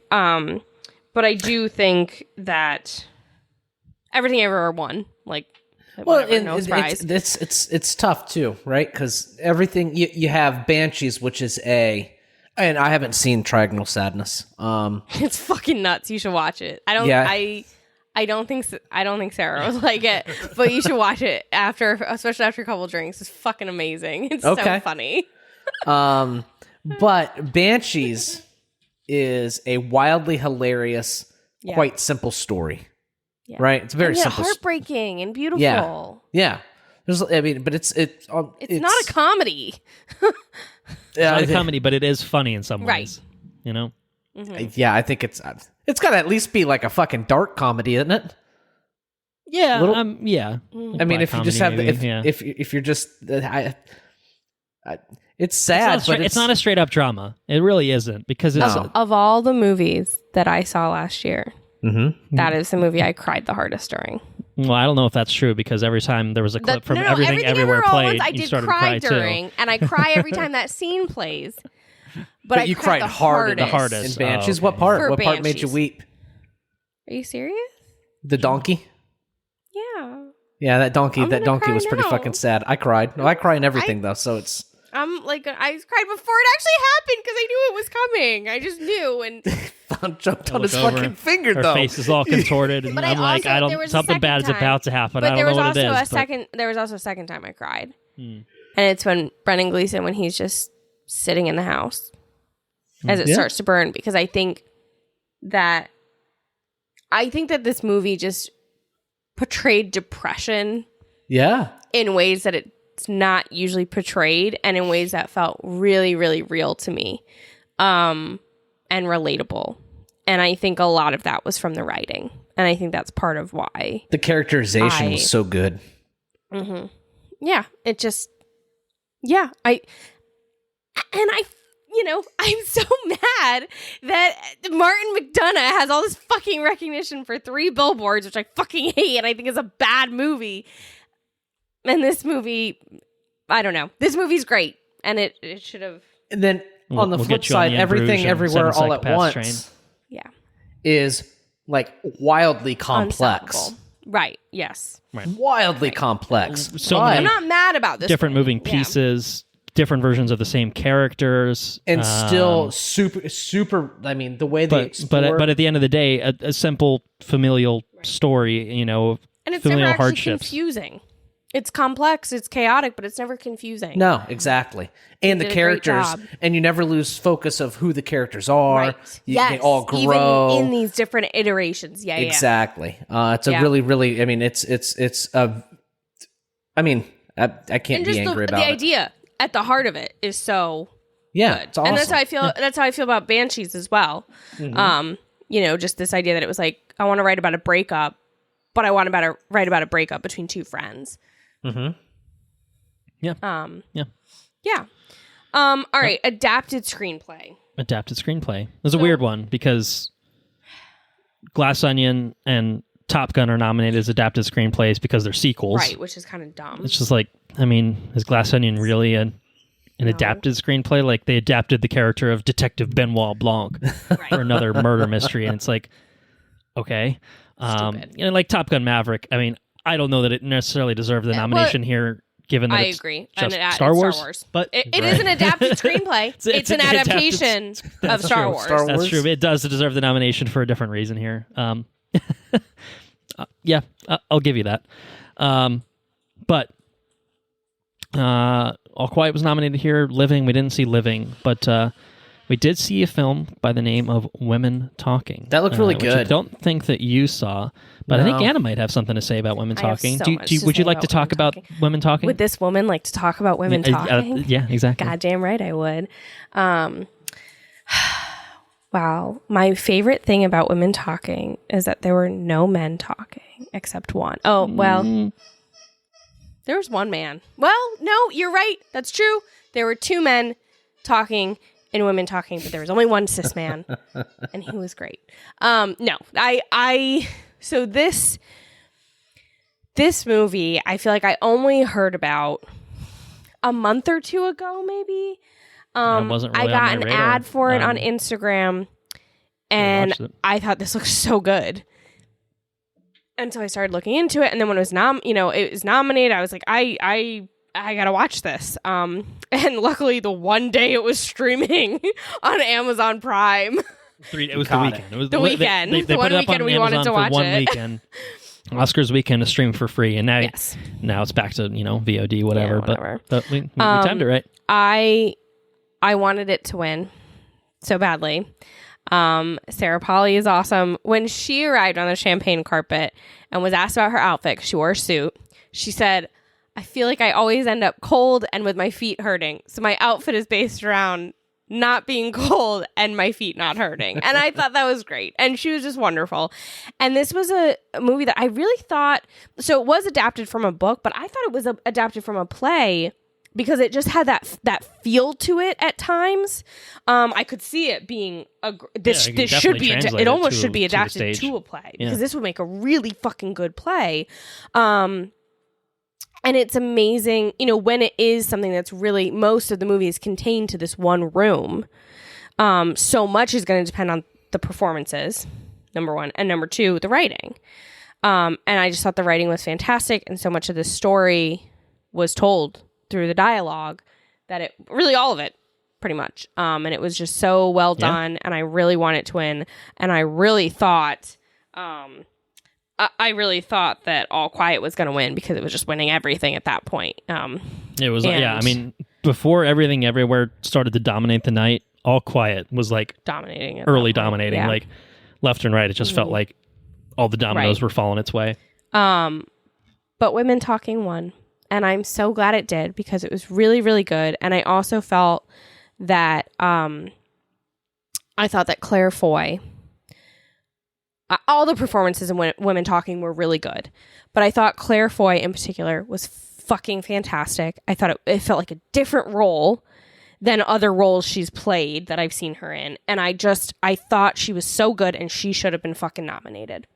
And I will bring that up later when we get to a more relevant category. But yes, I thought Women Talking was excellent. I'm looking at it now. None of the women were nominated. None of them. For any of their performances in that movie. That's interesting. Was it even nominated for anything else? I know it wasn't nominated for fucking directing because right. they don't nominate women, or they don't nominate women. They don't nominate women. I assume a woman directed it. I guess I don't actually know. Didn't Sarah Polley also direct it? Did she write and direct it? I think she directed it as well. She wrote and directed. There we go. But anyway, yeah, I do recommend Women Talking. It was really, really good. Classic Hollywood if a man directed Women Talking.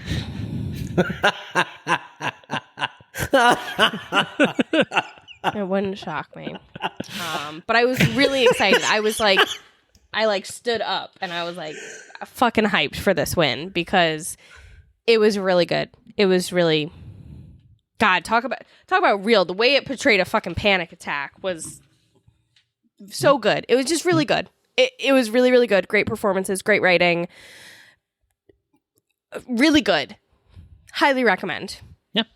I think a lot of times I go to get to the end of movies, I'm like, well, it'd be better if this, it'd be better if this. I don't think I had that with this. No. It was just really good.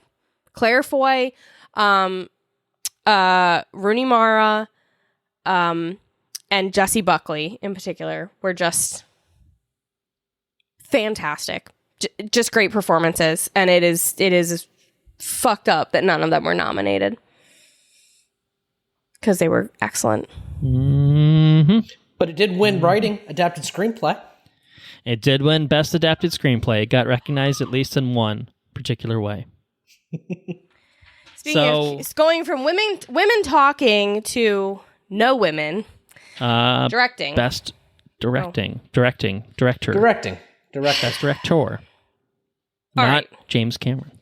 So for directing, I thought they were going to give it to the Fabelmans. I thought they were going to give it Classic to Spielberg for finally directing his... Well, classic, but also finally, after years of people begging, putting his life on screen.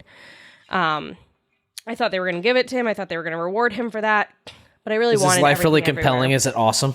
Or is it like a really good story? It is interesting. I mean, it is interesting. Yeah, it's good. It's good definitely story. worth watching. It's really... I think one of the coolest things is seeing his love of film and how it... I think you guys in particular, like, will really connect to it because it's about how as a kid and as a teenager, he was making films. Oh, that's cool. And it's like... Ours were better than his, to be fair, but... Never saw Shotgun Tuna, apparently. That's right. In a very different way. Like, it's just so different. You know, the way he... And watching him cut and edit and whatever. It's worth watching, is what I'm saying. It's definitely worth watching. But I wanted Everything Everywhere All at Once to win because I thought not only, again, you know, all the things we talked about, it being chaotic and yet heartfelt and actiony and yet, you know, intimate. So much of that came from the directing, and it was directed by two people. The Daniels. They directed together, and I think that is like even Andrew more impressive. We're a directing team. We were a directing team once upon a time when we made kill me films such as Shotgun Tuna and Smile and Mama. Yeah, and fucking Oh fuck, can't remember it now. Anyway, go on. Go ahead. Oh, are you done? Yeah, well, I mean, we're basically the Daniels. Sofa. We're Marvel Legends. Once upon a time. All right, that's enough. So we're basically anyway, the Daniels, but yes, the Daniels won, which I'm really glad. I wouldn't have been mad with any of the winners except Tar because fuck that movie. The only award I would have accepted for Tar is Best Actress in a Leading Role because Cate Blanchett was fantastic. But that character could have been in a better movie. Anything about directing? I mean, there's a reason the movie won as many awards as it did throughout the night. I think it's a perfect storm of just a lot of like things coming together, like taking a lot of complicated, I mean, yes, simple plot, but complicated ways of executing that and then doing that like in just a really artistically beautiful fashion. I mean, it's just an awesome film, and the fight scenes are really well done. The intimate moments are really well done. The performances are obviously fucking fantastic. You can look at how many performances it was nominated for, even the ones that maybe shouldn't have been nominated, and you can say like, okay, the directing clearly elevated some of those performances. But obviously, you know, it starts with the written page. Just, I don't know, the Daniels put a lot into Everything Everywhere All at Once, and I think it's a really deserved win for just directing. Wildly creative. Mm-hmm. Very creative. Just their vision movie. And the execution of that vision. It's just awesome. I think also just something to think about with this movie. It came out almost a year ago. Yeah. And most of these movies... And it has not flamed out. And it's held up. It is held up. This is not a in-the-moment type of thing. This is not a Green Book bullshit. Classic movie. It's not a The Artist thing, because let's be real, people fell in love, and then like, what kind of longevity does that movie have? I have it on Blu-ray. I read an article... How many times have you watched it? I watched it once in theaters, bought the Blu-ray, and haven't watched it since. Yeah, that's what I fucking thought. And we're about to watch Everything Everywhere All at Once in the next week. Like... Have that on 4K Blu-ray. I read an article that because of the main, the everyone's focus on this movie, and the fact that it integrated a different language on screen in such a big way, that it's mainstreaming. There's a word for it, and I can't quite think of the word. But you're probably going to see more representation of different languages in mainstream films because of this movie. Oh, like a mix of languages. Yeah, like if somebody is, if they're talking and they're in like Southeast Asia, they're going to be speaking whatever they speak in Southeast Asia. You know what I mean? Versus... Right. I can read. But I think it's good. I mean, Parasite showed that people are willing to fucking read subtitles. Yeah. And Drive My Car showed that people are willing to read subtitles for 3 fucking hours. Mm-hmm. Yeah. Yep. Anyways, subtitles are okay. it's an awesome movie. And Banshees of Inisherin. Even if it's in fucking English, you might need subtitles Oh my still. God, I had no idea what they were saying. I had no. You been rowing? We started and we were like, Parik? we watched the first 2 scenes and we were like, what the fuck are they saying? And then Sun Calmy? I don't even. Calm Sunny. Calm Sunny. And then we were like, oh, it's a name. Oh, it's a name. Once we had the subtitles on, we didn't know what they were saying. I felt so dumb. Fucking Layer Cake is the original example for Andrew and I of just a movie that is fully in English, completely incomprehensible otherwise, though. Is what? It's just the most Britishy shit. It's just the accents are so thick that What for? What though? Layer Cake. Layer Cake. What the fuck is Layer Cake? Matthew Vaughn before he. Who's Matthew Vaughn? Himself. I don't even know who that is. Kingsman guy, X-Men First Class. Anyway. All right. Are we ready to? I think the acting awards, right? There's one before it that I kind of forgot. 2 before it that I forgot. Well, I think we could do. If we do the acting awards together, then we can do the feature films all We can together? do the feature films all together. I think kind of clump them together. Okay. You're in charge. You are the champagne carpet correspondent. Follow your directives. Quit calling me that. I am the Oscars director, motherfucker. You are the... I'm not here just for the fashion and the arrivals. Excuse me? Go ahead. Okay, you've been promoted to champagne carpet director. No, again, it sounds like all I give a fuck about is the fashion. I care about the show. I care about the fucking movies. We went through that list. I showed you going back. You've been promoted the first year that I watched every movie nominated for an Oscar was 2000. I can't remember if it was the movies from 2008 or movies from 2009, but that was fucking 14 years ago. And I watched every movie nominated for Best Picture, even the ones I was not allowed as a 13-year-old to watch. And so I learned how to watch illegally on the internet when I was 13 years old. By necessity. Straight to jail. For the Oscars. For the motherfucking Oscars. Doing lots of crimes. I am the Oscars expert in this house. I am the captain now. There you go. I'm the fucking Oscars she loves captain, Captain bitch. Phillips. Ask her about Captain Phillips anytime. No. She loves it. Do you think I was quoting Dolly D in Triangle of Sadness, bitch? Oh, okay. Maybe she was quoting Captain Phillips. No, he was quoting her. My sign off today is going to be fuck Tom Hanks. I don't like Tom All right, Hanks. so where do you want to go? Popular opinion. Oscars director. Where do you want to go? Well, I'm losing my voice from yelling, so I should stop drinking. Let's go with animated feature film. Oh, yeah. Yeah, nothing there to note, right? Just a film you didn't watch. If you had You didn't see this? If you had told me that it was produced by my second husband, Mr. Dan Radcliffe, and starring my third husband, Mr. Ewan McGregor, I would have fucking watched it with you, but you didn't tell me that. I told you it literally says in the title. Let me check the notes directed, here. Guillermo del Toro's directed by my Pinocchio. Yeah, Andrew's first husband. How would that tell me about Guillermo Daniel del Toro. Radcliffe or Ewan's? Well, you don't need that. That's all extraneous information. All you need to know is Guillermo del Toro's made a goddamn stop-motion Netflix movie about Pinocchio. End of story. Period. Everything else is a bonus. Everything else is a bonus. You realize everything else falls in line, really. You realize I don't love him like you do, right? Well, that's because you're wrong about that, but... Okay, the eyeballs in Pan's Labyrinth scare me. Yeah. I just don't like It's supposed to be scary. It's creepy. It's yeah, creepy. I'm It's not. spooky. I don't do It's that. spooky I don't do that. Shape of Water was weird. I didn't need to know about the merman's dick. Fishman coitus. His retractable penis. I didn't need to know about it. I didn't need to know that. Well, she wanted to know about it, and so now you know. I don't think Octavia Spencer did want to know about it. I was talking about the one the she knew about it. She was showing it. It was whatever. Anyway, you saw Turning Red, so I guess that was your vote. yes, and I thought Turning Red. Wow, you're such a dick. I thought Turning Red was great. Well, it's the only one you watched. That's all I'm saying. Yeah, but I did think it was great. I think it is great. I would have liked to see the Sea Beast.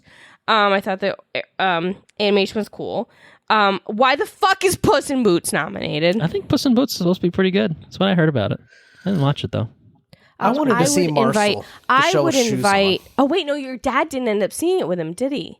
Your dad refused to see Puss in Boots, and your mom went. Did your dad go see something else? I don't know. He probably just stayed home and I don't know. No, he went. Didn't he go with them? I don't know. It was when we were down. All right. Well, your dad's He gonna stayed in listen the to car this. for 2 hours. Bruce, remind us what you did. Didn't even crank while the AC. He Vonda just sweated and, in the Graham Florida went and heat saw for 2 hours. Puss in Boots. I feel like I should know. I feel like he went and saw something else. Went to Whatever. Legoland. He'll do listener's corner or text you when he hears this. Tell us what you actually saw. Because I don't think he saw He Puss sat in in Boots. the car. The car just sweated. Did he take a See that nap? fucking movie. Did he sleep? Wait, was that the day after he stayed up too? Wow. All I don't right. know. Write It in. doesn't Write matter. in and Doesn't let us matter. know. It's fine. Anyway. Marcella Shell's shoes on looked really fucking cute. So Yes, I it would did. have. I would have But- cried in that movie. Well, I cried in They- Pinocchio so too. cute. So anyway, I thought Pinocchio would win. 5 I wanted minutes in. Turning Red to win, but I didn't really give a fuck. And Pinocchio won. And it was one of 3 adaptations in the last 2 years? yeah, we got 2 in the because same year. Disney's There was Pinocchio. there's an Italian one. Is that the one? Is that the third one in the That's equation? yeah. That's the weird. I feel like that one, was a right? few years ago. a few years I ago, don't whatever. remember And when it then Disney's Pinocchio, which was dog shit. Tom Hanks, guilty party. Fucking again. terrible. Dog shit. Wow. So he had 2. Wow. Tom Hanks is getting a lot of strikes against him. I mean, I've had a lot of. I like Tom Hanks a lot, but he's trying to undo all the goodwill that he's done for me. He was great in Toy Story. And 2, Yeah. and 3, and 4. Yep. Those Fucking are the great big. Tom Hanks performances. Forrest Gump, Phillips. Castaway. Holy shit! Forrest Gump, bad. Castaway, whatever. Forrest Gump is a Gump goddamn is- classic. How can you say anything about People like- Forrest Gump? People like Forrest Gump for the nostalgia. That's the most hateful not thing I've ever actually good. seen. It's not Forrest good. Gump. It's not good. Catch Me If You Can. That's a great movie. That's a Tom good one. Hanks is good in Okay, that. that's a good one. He's never Da Vinci seen Code. it. Huh? Oh, Da Vinci Code. Da Vinci Angels Code is and bad. Angels and Demons is fine. hair is great, because Ewan though. McGregor's in it. They did a third one of those, I think. I can't remember. Yes, it's The Lost Symbol. Circle. So all Was 3 he of in those that one books, too? I all don't 3 of remember. those movies, they're all the same. oh, okay. It's the exact same setup. Control F, replace. Literally, Something it's else. just Robert Langdon solving a mystery in a foreign city, and he's every time he gets in his true love, this woman who spurns him at first, and they get together through their adventures, and then by the next one, there's no mention of her. Yeah. What are you going to do? Angels and Demons, fun though for reading when you've been to Rome. Okay. So Okay. All right. Anyway, go watch Guillermo del Toro's Pinocchio. I say that to you, but I say that to others as well. If you didn't take it to heart from when we suggested it when we did our year in review, Guillermo del Toro's Pinocchio is streaming on Is that Netflix. shade at Everyone me for has not access listening? to Netflix. You should watch it. is that shade at me for not listening to your podcast? No, it's not shade. I'm Nah, I'm it's- echoing the suggestion that I already had. Okay.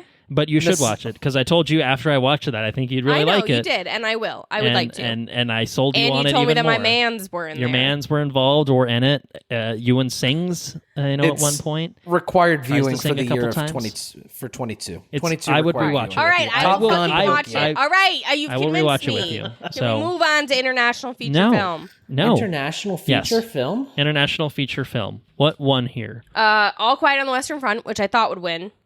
I wanted Argentina 1985 to win just because it's Pedro Pascal's sister's movie. And is I it love really? Pedro Pascal, and I want him to be happy. He seems happy. He seems like he's doing well right now. Like people are loving them. Some Pedro Pascal. So Who wouldn't? I didn't see any of these except for All Quiet on the Western Front. So it was a hard category for me to, really put my finger on. But All I right, let's move on predicted then. All Quiet to win, and it did win. And Yippee. I think it's a very good film. So I think that it deserves at least that recognition as far as I can tell. Nice. So yeah. RRR, not nominated. I think people are upset about that, though. So the acting awards should go supporting, then Let me think lead. about How do you want to this. do this? One of these deserves, well, a couple of these might. Acting. You might have gotten Let's one just get rant it out of the way. fucking way. All right, best actress in a supporting role. I think this is the Layden right. award. So Let's talk about it. Whoa. Everyone prepare Let's talk themselves. about it. Let's talk about it. I thought that Carrie Condon would win because she was great, and it felt like a Oscars good- love that this was- that kind was of really good. performance. Yeah. I wanted Angela Bassett to win. I do think she did a bit of mouth acting in a bad way in Wakanda Forever, but she was great. She commanded her scenes. She's consistently fantastic. I also just really like her. She should have won for an Oscar already. She won for Best Dressed of the Evening. Best Dressed. Like, I want to see her on that stage taking that award. Captain Oscar. Yeah, that's why I wanted to win. Captain Oscar. I would have been happy with Hong Chau winning, because even though I didn't see The Whale, I thought Hong Chau was fucking amazing in The Menu. I would have been happy with her winning because she wasn't the person that won. Well, that too. But I'm just saying, I know Hong Chau to be a great actress. Stephanie Hsu, I would have been happy with winning because she was the best supporting actress in Everything Everywhere All at Once. Indeed she was. And yet, what actually happened at the Oscars?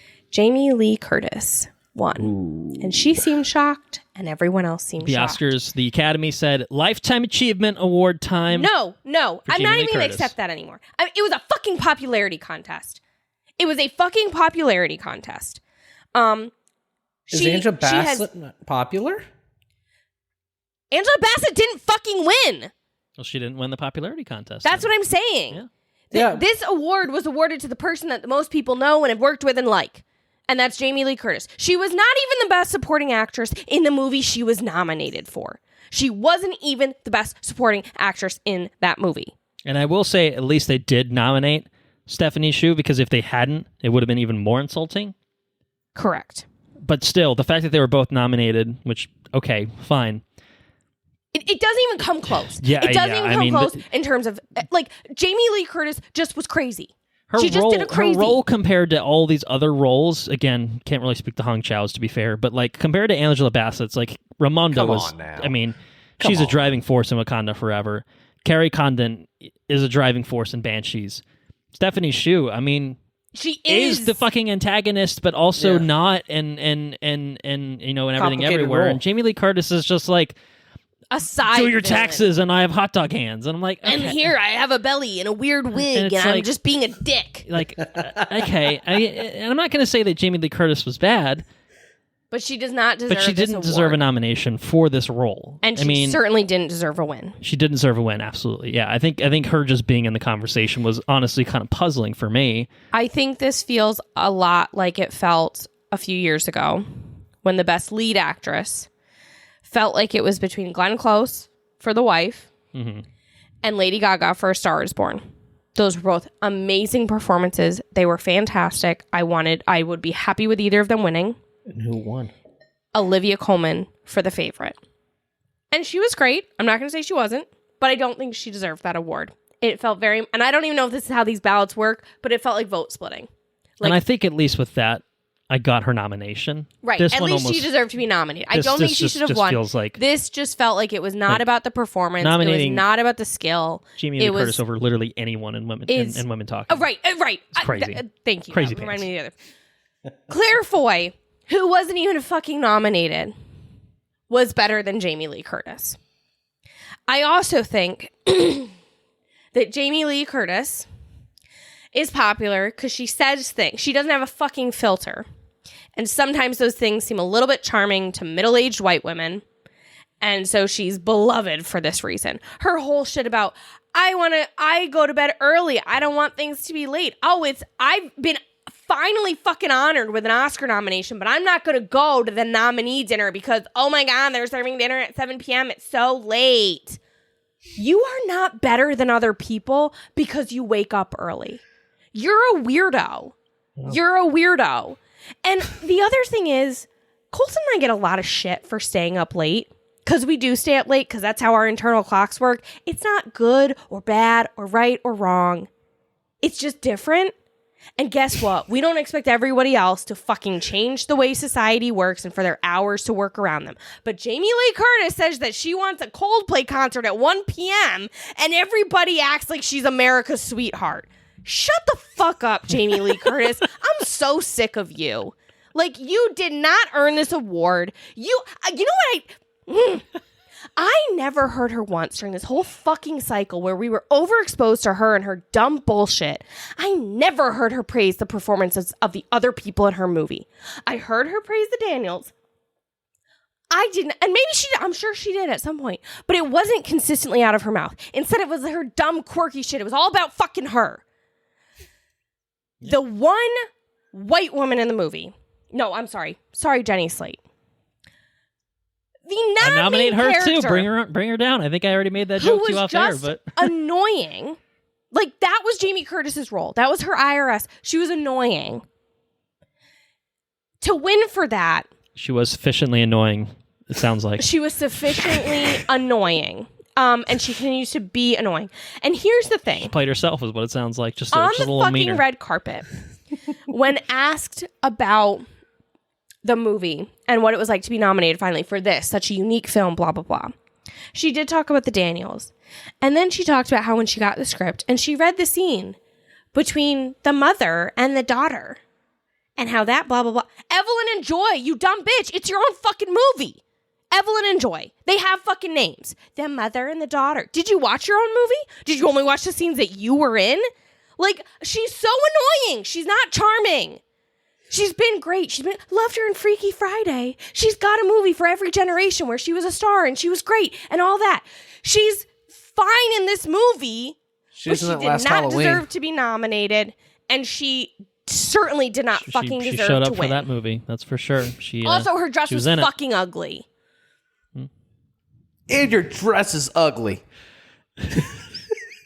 Well, it goes back to the point you made. If you hate someone, the thing that they're wearing is uglier. Before this, I didn't love her before this. I'm not going. Her Twitter activity is bad. She says dumb shit. She's one of those liberals who just like says shit when she thinks about it without even looking into it or researching it, and just says it because she thinks it's going to be popular, and then she looks like a dumbass. She does that all the fuck. I don't like her now. A year ago I was fine with her. Now she annoys me. Sorry. Anyway, Angela Bassett should have won. Angela Bassett should have won. I feel the same way. Or Stephanie Hsu. I would have been, or Carrie Condon. Fuck it. Or Hong Chow. I didn't even see that. Anybody else. We're just going back and just doing a full circle thing here. Let's but move on. But like literally anyone else, literally fucking anyone else, even if they had a right end pick, would have been again. You find someone I think that would have filled this. So yes, I need some good news. We had to get the Will Smith winning equivalent out of the way. So I think actor in a supporting role. Actor in a supporting role. They got it right here. Classic ones. Who we thought would win, who we wanted to win, did win. Yeah, Kiwi Kwan. I love him. Amazing career comeback for him. Amazing love it for him. Pretty great. I love the way that he, even though he stopped acting, he remained. He was very involved. active in movie making. Yeah. I mean, he very active in movie making. I think it's clear that he's so loved by people in the industry too. Like you think about the reactions of Steven Spielberg, who was his first director, and Harrison Ford. Like Harrison Ford and him getting to interact was amazing. And like I saw a video of Corey Feldman reacting, and he was really excited for him. And Jeff Cohen, who played Chunk, is his fucking is his agent. Yes, he's his agent, which is awesome. Yeah, like the Goonies, fucking so good. Goonies never say die, right? Goonies never say die. Fucking love the Goonies. Yeah. You hadn't seen that movie I hadn't until seen like, it. what, 2 years ago or something? Yeah, something like that. Yeah, great movie. He was always just short round to me. Right. Now he's so much more. Yeah, Data. But no, I this win felt like a beautiful story and well deserved. Yeah, totally perfect marriage of those two. So good in this role. I mean, the way he rides the wave of the chaos and is this action-y hero, but also kind of the bumbling husband and also this beautiful, loving partner. I mean, I think we all think about the taxes and laundry line. It's just it's so beautiful, and I'm just so impressed with how in this movie he is both like kind of nerdy husband and also action star and also just heartthrob. Honestly, he looks so good in that universe. Yeah, the Wong Kar-wai inspired thing where it's like him and the tux and like the movie. Yeah. He's so good. He's so good. He just seems sharp. like a genuinely wonderful human being. Fantastic actor. I'm so glad he's back. I'm so excited for this project at Disney Plus that reunites all of them, all of the great actors, all of the actors who were good in Everything Everywhere All at Once and deserved Oscars. are back for Sorry, the show. Jamie. What's the show called? I forget. Is it American-born Chinese? Yeah. And it looks really fun. It honestly looks in some ways like there were scenes from it that reminded me of Shang-Chi, actually. It's also Destin Daniel Cretton maybe involved with that, or am I making that up? Who is? The director of Shang-Chi. Is he really? I think maybe. Oh my god. So, okay, that makes sense then. Maybe I should fact check that, but I think. Maybe. Wow, so many Daniels. There's no way to know. But yeah, I'm very excited to see him and more. I'm so glad he's back, and I'm really excited. And he's shown through this movie that he can do anything. So I'm excited to see what kind of roles he gets. Yes, more roles for Kiwi Kwan. Please. Please. Please. Yes. Did you fact check that? Yes, he is involved. He's producing and directing some of it, so didn't make that up. He's the third Daniel. Yes, that's right. Daniel. Yes, we have left the era of the Chris's, and we are now in the era of the Daniels. Daniel supremacy. Well, Daniel Radcliffe's producing now these days, yeah, right? He produced Pinocchio. Mm-hmm. All right, so actor or actress in a leading role, where do you want to go? Let's talk about actress, because I want to be happy for a minute, and then I'll vent. Okay. All right. Actress in a leading role. It wasn't Cate Blanchett. She did not get it. Yeah, so this is one of those categories where it really was, what'd you say earlier, a two-horse race to me. Yeah. Anna de Armas wasn't going to get it. No. This is like when Willem Dafoe was nominated for that fucking horrendous Van Gogh movie. Andrea Riseborough. We should talk about this. Well, I feel like it was like a thing of just like, why the fuck is she nominated? Or like, how did she even get nominated? Well, like, I feel like it was a big thing. She's good in the movie. The movie's just bad. I guess not so much why. I guess more the how. I think was probably the bigger question mark, perhaps. With Anna de Armas or with Andrea Riseborough. Oh, I'm sorry. I thought you were talking about Andrea Riseborough. No, I think the Andrea Riseborough movie is good to Leslie. It's just like a low budget kind of thing. So what happened is that right before those Oscar ballots were going in, I forget what her name is, but she literally played Rose's mom in Titanic. Like posted an Instagram or something, or like texted all her friends in the industry saying that they should vote for Andrea Riseborough and to nominate her. And people did. And part of it was like, oh, well, those other actresses are a shoo-in. Well, there's only fucking 5 spots. So you could have had a category that had Viola Davis for The Woman King. Yeah. And even though The Woman King isn't a perfect movie, it was really fucking good. And she was really fucking good in it. That would have been a deserving nomination. Absolutely. I didn't see Till, but I heard Danielle Detweiler was amazing. And she didn't get nominated. And instead, Andrea Riseborough gets nominated for this movie that no one's fucking seen, and I've heard it's good, but it just... Let me check something. Yeah, it's another white woman. Yeah, it just sits... It's just... I don't know. It doesn't sit right with me the way it happened. I think there's a reason the Oscars investigated it, because it very much felt like a powerful person texted all their friends and said, vote for my other friend. And I don't like that. And obviously, there are indie movies that you want to get attention, but this felt like I don't think they watched it. I think there were a lot of people who voted for her to be nominated who had not seen it, and they just did it because their friend told them they should. And I think that's one of the obviously there would be no way to enforce it if they did do it, but technically the Oscars do not require voters to see all the movies in a given category. Which just feels fucking silly. It's fucking silly. Weird. How you qualify? And again, there's no way to enforce it except the honor system if you do require it. But just fucking require it. It's fucking stupid. And this is why every year I want to watch as many movies as possible so that I feel like my opinion actually carries weight. And that's why we've been qualifying it. For Hong Chow, we don't know. Maybe Hong Chow should have won. But I can say from the other 4, which I did see, that it shouldn't have been Jamie Lee Curtis. But yeah, the Andrea Riseborough thing was weird. Michelle Williams is great. She was great in The Fabelmans. I wouldn't have picked her. She wasn't even the best Michelle in this category. And that was the thing. Did anyone? Well, this is very funny. So they show all 5 people who are nominated, and they're like, and the Oscar goes to. Yeah. And as soon as Michelle. they start to say, it's like, yeah, but here was Michelle, and they're like, which one?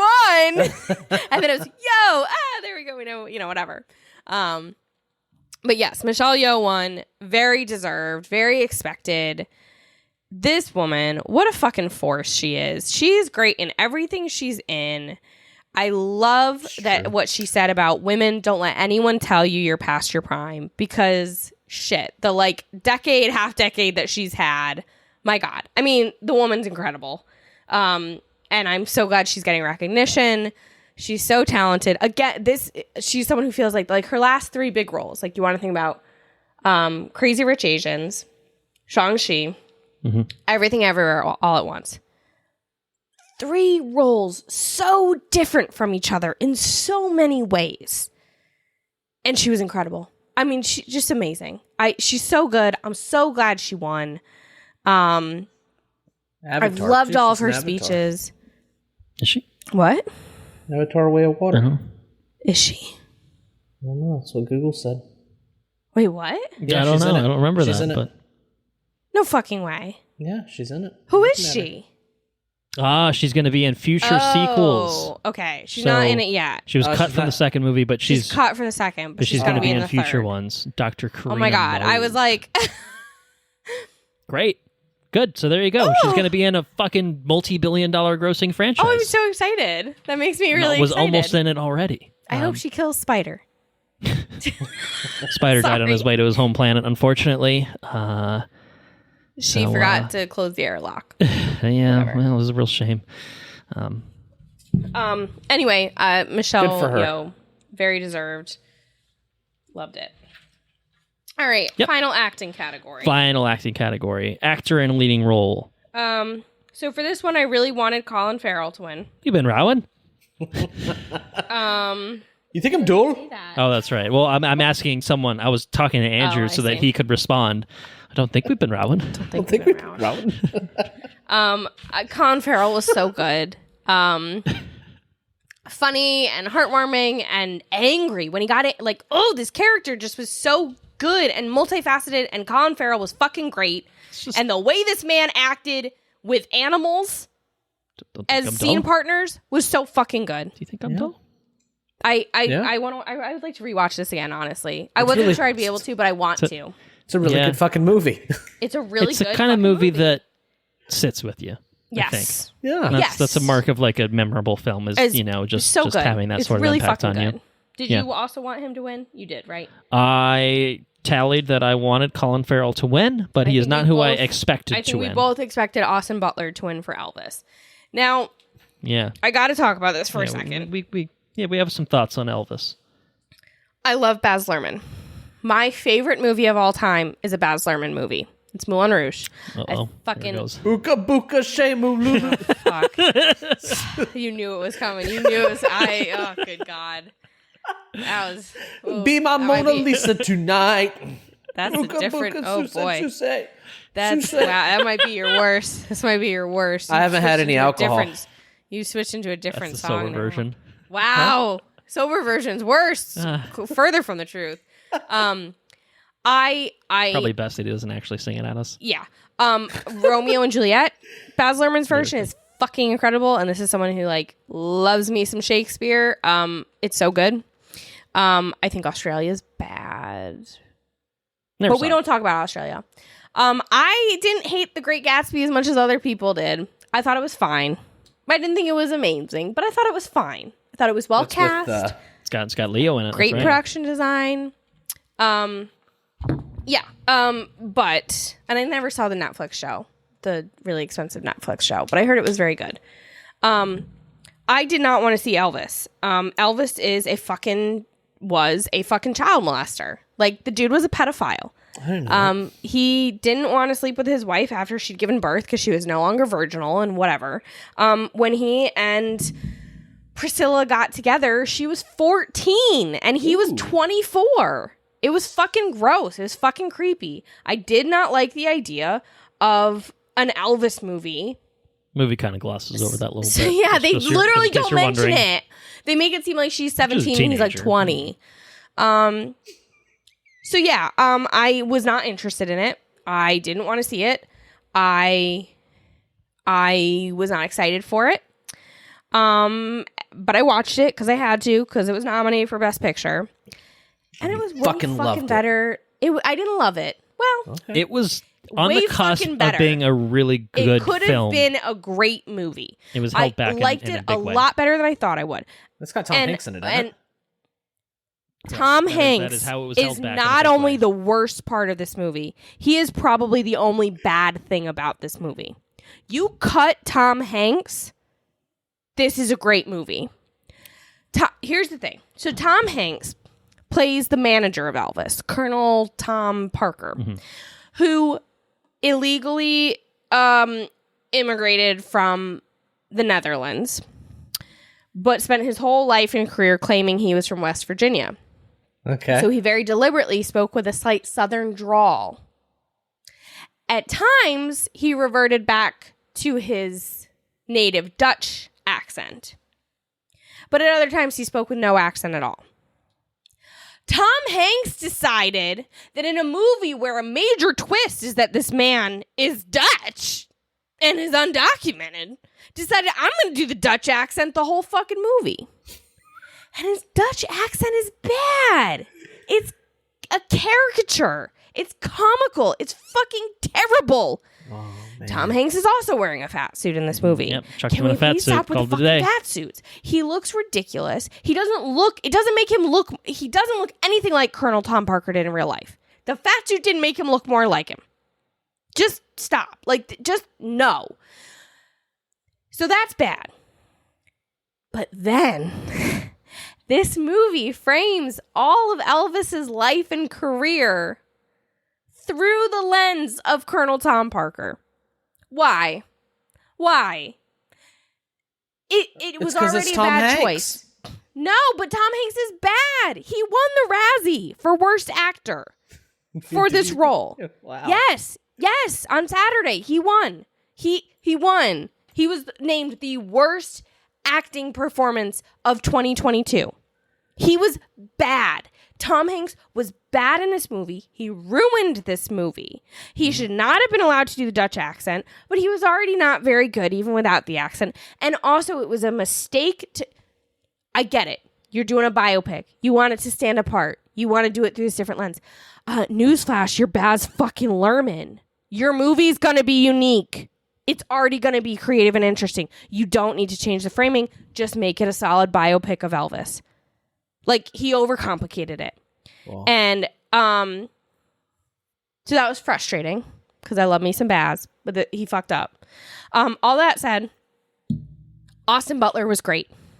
That man became Elvis. He literally Elvis, turned into him. But also gave, He's still a really fun, beautiful, well done performance that brought emotion and a humanity to this person, this real life person who I think was a shithead for going after children.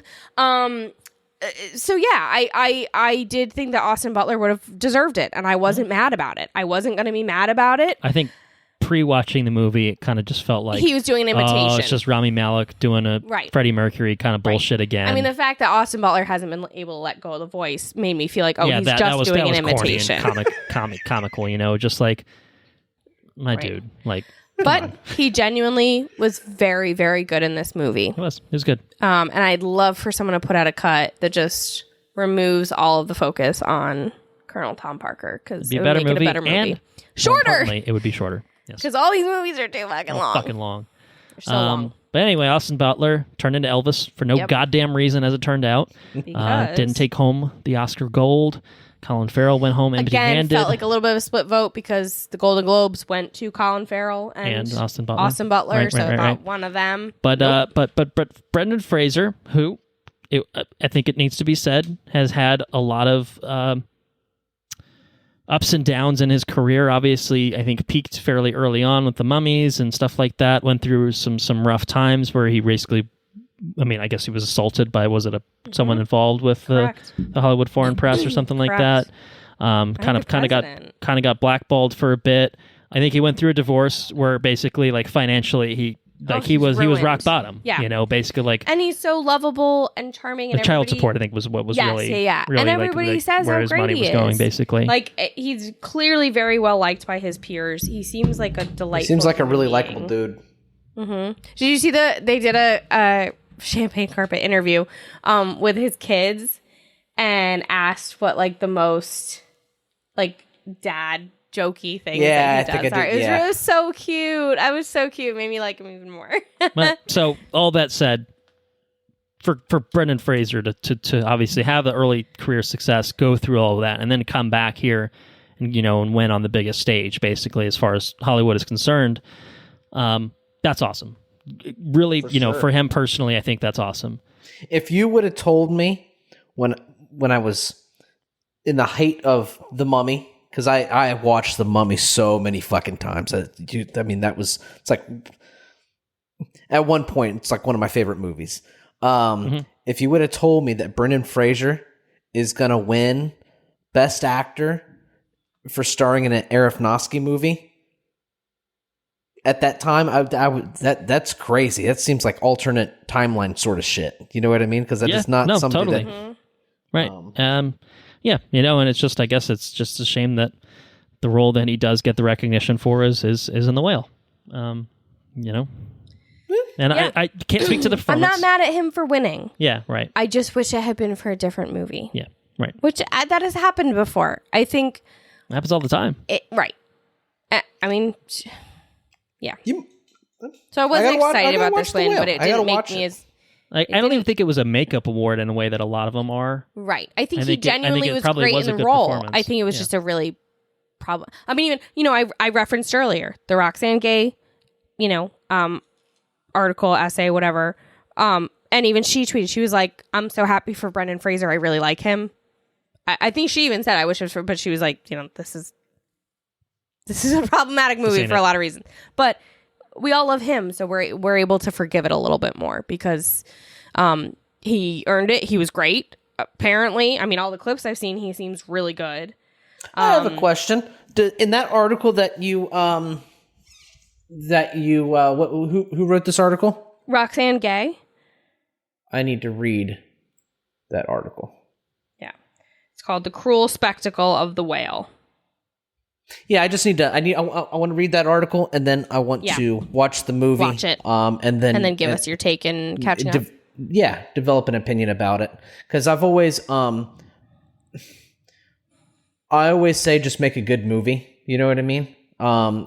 Period. Just make a compelling movie. Is there the argument about putting somebody that is 600 pounds in the role? I don't know if that's necessary. I personally no, that's not that. So you definitely should read the article because that's not the point. I think it's part of it is that he does do that, like that it is like kind of problematic that you're just like throwing a guy in a fat suit for the purpose of it like being how pathetic is he's so fat, but it's not just about the fat suit. It's about the movie itself. And the plot in the movie. Gotta watch it. Yeah. Mm-hmm. No, I read this article and I was like, I'm not fucking giving this movie money. And I also really, Roxane Gay is really great. Like her other writing is really great. It's just really. I'm happy about Brendan Fraser though. Me too. I'm happy for him. I think you can be happy for him winning. I feel the same way about Ke Huy Quan, where I just like, I really want him to get some other role, get him better roles than this. No, well, this is not how I feel about Ke Huy Quan because his role was great, but like, I'm excited to see what he does from here. Give them because more now roles. that he can do whatever he wants, you have an Oscar, you can do whatever the fuck you want. I'm really excited to see what he does next. We're just at the beginning of the Brendan Fraser Renaissance, exactly. No, I'm very excited to see what he does because he's just delightful and he's fun, and I think he also has shown that he can do anything. Yeah, got range. That's right. All right, I think we're done here. Final award. I don't think. Well, what? There's another one. Was there something else? One. Best Picture. Oh, Best Picture. I almost Wow. forgot about that one. All right. Best Picture. Oh, 10 options. What could it be? Oh, here we go. Women Talking was nominated for something else. It was nominated for Best Picture. Oh, yeah. Women Talking. Duh. So Best Picture could have been All Quiet on the Western Front. Could have been Avatar The Way of Water. Banshees of Inisherin. Elvis. Thought that they were going to fuck us all up and give it to the Fabelmans. Tar. Could have been Tar. Could have been Top Gun. They love movies about making movies. They love Spielberg. I thought it was going to be the Fabelmans. I wanted it to be everything everywhere all at once. And it was. I have a question. It was. Do you ever watch a movie and wonder, like, you get real pumped up about a movie for a particular reason, and you think it's, like, incredible, and then you wonder, do you ever wonder if you have good taste in movies? Like, am I the only one that feels this way? I don't think you're the only one who feels this way. I think I'm very self-aware of it. And so, like, I can recognize that while Moulin Rouge is my favorite movie, I don't think it's the best movie of all time. Right. You know what I mean? Sure. There's a difference. And so, like, Best Picture in years past, I mean, we talked about this with, I forget what year. A few years ago. We were talking about The Shape of Water. Maybe The Year Shape of Water one. Yeah. Mm-hmm. And I felt that the best film that year was Get Out. And I felt that Get Out should have won. Mm-hmm. But my favorite movie that year was Lady Bird. Because I fucking loved that movie. I saw it multiple times before the Oscars even aired. I fucking loved Lady Bird. And it was my favorite fucking movie of those nominated. It was my favorite movie that year, honestly. I loved it. And my second favorite was probably Call Me By Your Name. Which, of course, now has been ruined for me. It's got some issues now. Cannibalism. Oh yeah. But I very much felt like Lady Bird is my favorite movie in this bunch. But I can recognize that it's not the best movie in this bunch. Well, and I think there's a lot of movies that I watch where I'm like, oh, I loved this, and other people don't, and it doesn't get good reviews, and I'm like, ooh, okay, so maybe it's not a good movie, but I liked it. The Fountain's and I think always that's been how you that have for to me. look at it. Fountain's what is it? The Fountain. The Fountain's always gotten shit reviews, but I really like it. Oh. Yeah. All right. Yeah. Anyways, but the reason I bring that up is because All Quiet on the Western Front has gotten it's been nominated in a lot of fucking categories now that I'm looking at it. Mm-hmm. Yeah, no, and it cleaned up pretty nicely. I mean, aside from Everything Everywhere, which obviously did win Best Picture, All Quiet won. All Quiet was probably the second most winning. Mm-hmm. Of And so any did film Banshees. Here. Banshees is everywhere too. And Nominated, Banshees didn't win. but shut out entirely. Not a single win. not for a single Banshees. win. Not a single win. win. It's really fucked. Good. And you got your I will leave it to the expert or the Captain Oscar. But Banshees for me seems like a movie that, like, I would imagine a war movie like All Quiet on the Western Front is a movie that probably does well at awards and stuff. Mm-hmm. Whereas Banshees kind of didn't seem to me like a movie that would even be talked about at these sort of things. I think the award scene fucking loves Martin. Is that what it is? So I think it was. Yeah. I think it was a given. I think once you. I mean, okay. We talked about how Babylon. We think the Academy probably liked enough to nominate because it was about making movies, and they fucking love that shit. Hollywood. But the second part of it is that it was Damien Chazelle. Yeah, and he's won an Oscar. And once you've won an Oscar or been nominated, you continue to be recognized. They pay attention to you. Right? You get a boost. You get a boost if you've already won an Oscar. That's just kind of how it goes. What did McDonough win a Oscar for? 3 Billboards. Yeah. 3 Billboards. Oh, okay, that's a pretty fantastic movie. I love that movie. Mm-hmm. I hate that movie, but we can talk about that another time. I have strong feelings about that. I thought Banshees was great, though. I fucking loved Banshees. Banshees was good. Obviously, I loved Everything Everywhere All at Once. When I watched it, looking back at it, great fucking movie. I'm glad it, cleaned up, except for that one award. Which one? Just kidding. Let's not go there again. I'm sorry. No. I'm sorry that I did that. I'm tired. I ranted. I'm tired now. I'm gonna sleep great tonight. Everything But I loved Banshees. I really loved Banshees. That's probably my second favorite on this list. And then probably Women Talking. It's my third. Yeah. And then my fourth was probably fucking Triangle of Sadness. It was so much fucking fun. I knew it was going to be weird, but I was sitting on the couch laughing hysterically. It was great. Great performances, very fun, just ridiculous chaos. Blah, gross. It was so fucking gross, but in like a very fun way. And then I I also thought that Top Gun was great. I thought The Fabelmans was great. I thought Elvis, shockingly, was great. I think Avatar was fine. I think it was beautiful, but I think it was fine overall. All Quiet obviously was great. And then you have Tar, which there's a few in here that feel like obvious, like okay, we've expanded Best Picture to 10 nominees compared to 5 for all these other categories. Like 7. we've really got to stretch it to fill these. And Avatar, I think, is a good example there. They're not stretching it fill though because they only do 9. No, they did 10 this year. Fuck, why but do I keep fucking that up? Sorry. Again, like Avatar, sorry, probably even Elvis, Tar, Top Gun, even like Top Gun's not a traditional, I think, like nominated for Best Picture, so it's a classic. Like The Dark Knight got locked out of the top 5 the year that it could have been nominated, and so that's why they changed it. And it feels like Top Gun's the kind of movie that hits that sort of thing where it's blockbustery and not really super Oscar-y, but like people love it and it's really well made. So like, why not nominate for Best Picture? It does something for the industry. Like I mean, it brought people back to the theaters after fucking the pandemic. Man, it's huge. Right?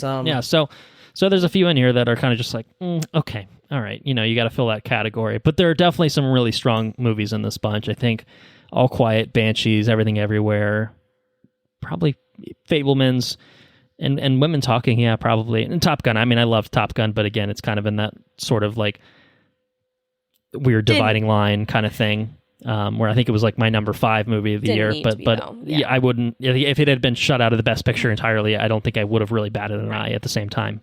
The way that The Batman was my favorite movie of the year and it wasn't nominated for Best Picture, I wasn't surprised by that. I wasn't offended by that, or you know what I mean? But it's just like, that's the kind of movie that spoke to me. But Everything Everywhere, it's a deserved win. I was happy to see it win. Happy to see, again, the movie just do so well in terms of, I think, a clean sweep. Winning basically every award that it could. It's a really, really powerful, fantastic film. I'm excited to watch it again because I haven't seen it since it came out, and so a lot of my memory of it is kind of just propelled by seeing clips of it here and there, and obviously it just kind of being very culturally relevant for having this great award season that it's having and winning so many things. I'm ready to go back in. It's been long enough that I want to go back and kind of re-experience it. So, but at the same time, I do recall it being memorable enough and worthy, I think, of being a Best Picture contender and definitely a winner. And I think it's, compared to your Green Books and whatever else, like the artists, to cover some things we've already mentioned in this episode, I think it's a movie that's going to stick around beyond the year that it came out in. Like, I think people will care about this film for a long time to come. I think it'll be recognized as a classic film that was a little bit outside of the box for maybe what might be considered an Oscars contender. But it's an A24 film, right? But I'm really happy to see it be successful here. So yeah. I also think I'll give Jamie Lee her one good thing, which is that my mom, who is not good about watching movies, who I've been like begging to watch Glass Onion because they love Knives Out, who they loved Black Panther and trying to get them to watch Wakanda Forever. They've both been streaming for months and they haven't watched. Said to me, I want to watch that Jamie Lee Curtis movie. And of course, I immediately I thought, I was like, you want to watch Halloween Ends? Why? Why do you want to watch that? Like, you don't like horror movies? Like, what are you talking? And then I realized, oh, she's talking about this, which set the record straight. This is not Jamie Lee Curtis's movie. It's that movie she was in. But my mom's interested in watching it. I don't think she's going to like it, but am I going to make her watch it? Yeah. I think we should watch next weekend with them. It's good. It's a good. We can do that. Good story about family. Do that. Well, it's really good. It is. It's a beautiful story. I think it'll resonate. It could resonate with so many people. Yeah, made me cry a couple times. I also think that even if like multiverse shit and action-y shit isn't your shit, there's other things to find in this. But I will say, of all the films last year, this one did multiverse stuff the best. Hands down. Oh, yeah. Yeah, multiverse of madness. Really not even a competition, More like honestly, multiverse as of, it turned out. More like multiverse of badness. Badness. It's fine, but it's not gonna it woefully, if I know that I think probably Andrew and I collectively liked Doctor Strange more than you did. Correct. it woefully underutilized the multiverse within the film. Yeah, I think for sure. And Everything Everywhere did not have that same problem. Correct. Which is to say that wasn't a problem at all for it. It was wildly creative and all over the place and crazy and zany with it, and that was a huge part of its charm and why it was successful. Fucking Rakakuni or whatever the fuck. Yeah, you see Rakakui, and you see they brought him up on stage because he was there, and they're I'll find the clip. I think it was it Michelle Yeoh or someone, like they're all going up to the stage and they're like waving to him like come on, like get up there. Yeah, he's come a long way. I still want the Crazy Rich Asians sequel with him in it as Astra's love interest. I want it. Give it to me. Monday, maybe.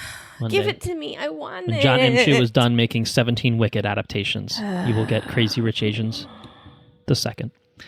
All right, what do we think? Any other final thoughts on the 95th Academy Awards, the Oscars? We've covered all the categories that we are sufficiently armed to talk about. Sorry, shorts and documentaries. We just don't have a lot to say about you. Maybe next year. Everything Everywhere dominated the night. All Quiet dominated the night. A lot of the other movies kind of went, a couple smatterings of wins, a Top Gun win, an Avatar win, a Women Talking win, just like kind of oneers, one-off kind of wins here and there. Yeah. Little nods. Like, I would have liked to see... We see you. I would have liked to Whale got see to, though. Yeah. recognition for Banshees. I think if the actor in a leading category or the actress in a supporting role had gone to one of them, I would have felt better. Because I do think Banshees was fucking fantastic and should have gotten some recognition. Yeah, give it one thing. Give it one thing. Also... Pity win.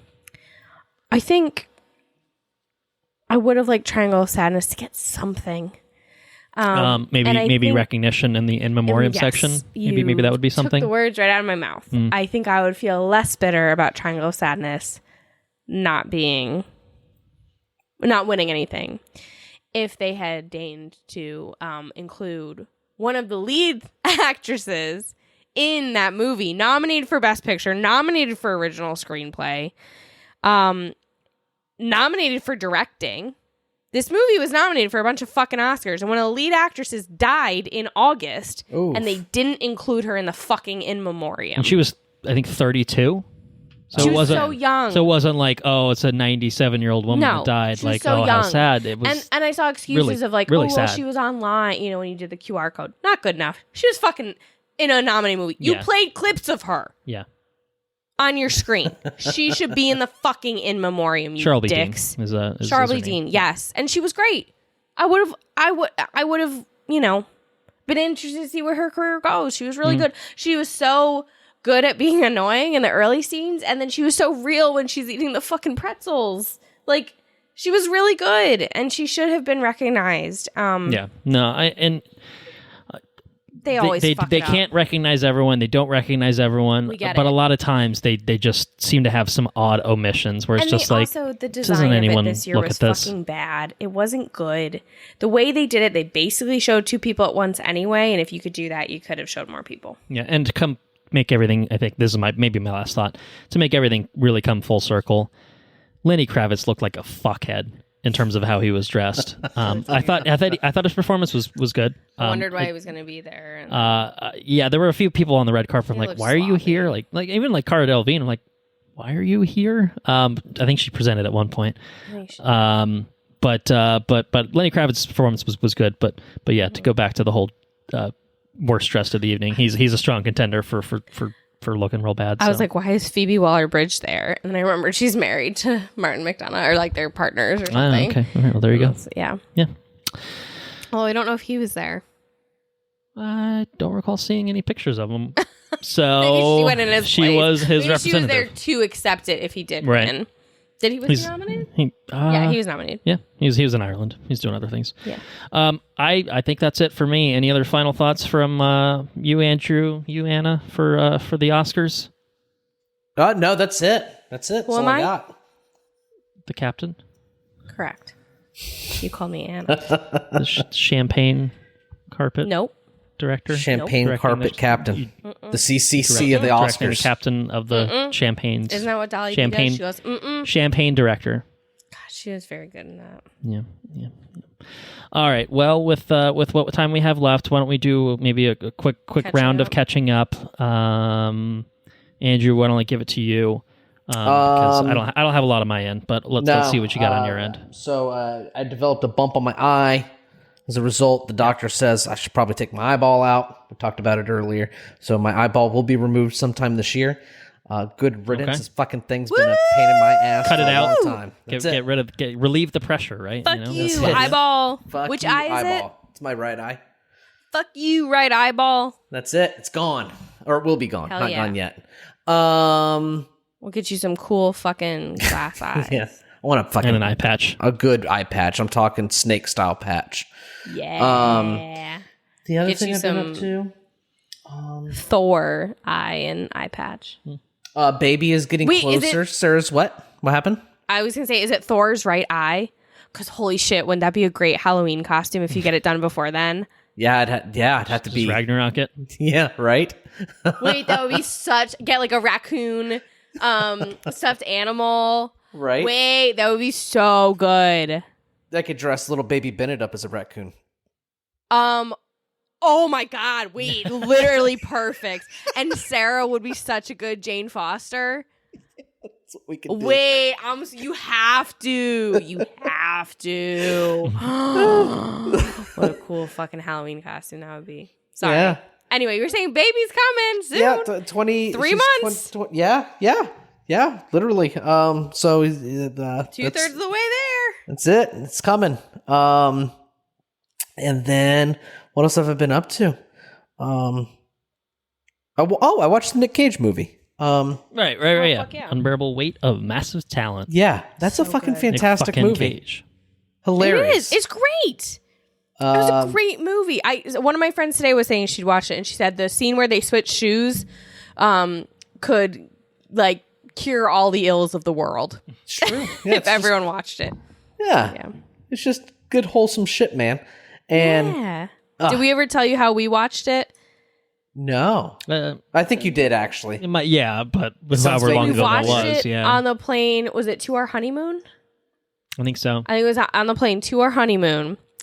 And we synced it up. Like we Okay. put our We're and we sitting hit side by play side. at the Play same time yeah. and watched it together on the plane, which was very fun. And also, I laughed out loud so many times, which I never do like in public. Like It's rough on a plane. Not on a plane. On a plane It was because hard. everyone's got their own like, Right. world that they're living in. right, Their and you little don't want to bubble. like interrupt that. In a And theater, I you still laugh was at it, it's laughing. fine. Other people right, are or at laughing home openly. or whatever. Yeah. And I still laugh. Like if we were at home watching it, we would have been cracking up.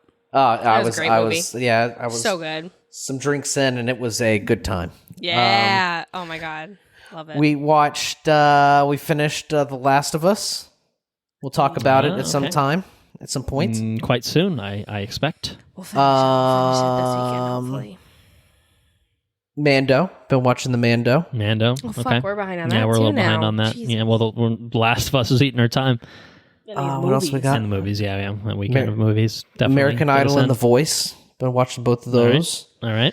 And I watched part of American Idol the other night. that's it. I think that's all we've been up to, really. Oh, we went to the doggy beach this last weekend. That was nice. Aw, fun. Okay. Yeah. Theo swims like a rock. Like he doesn't fucking swim at all.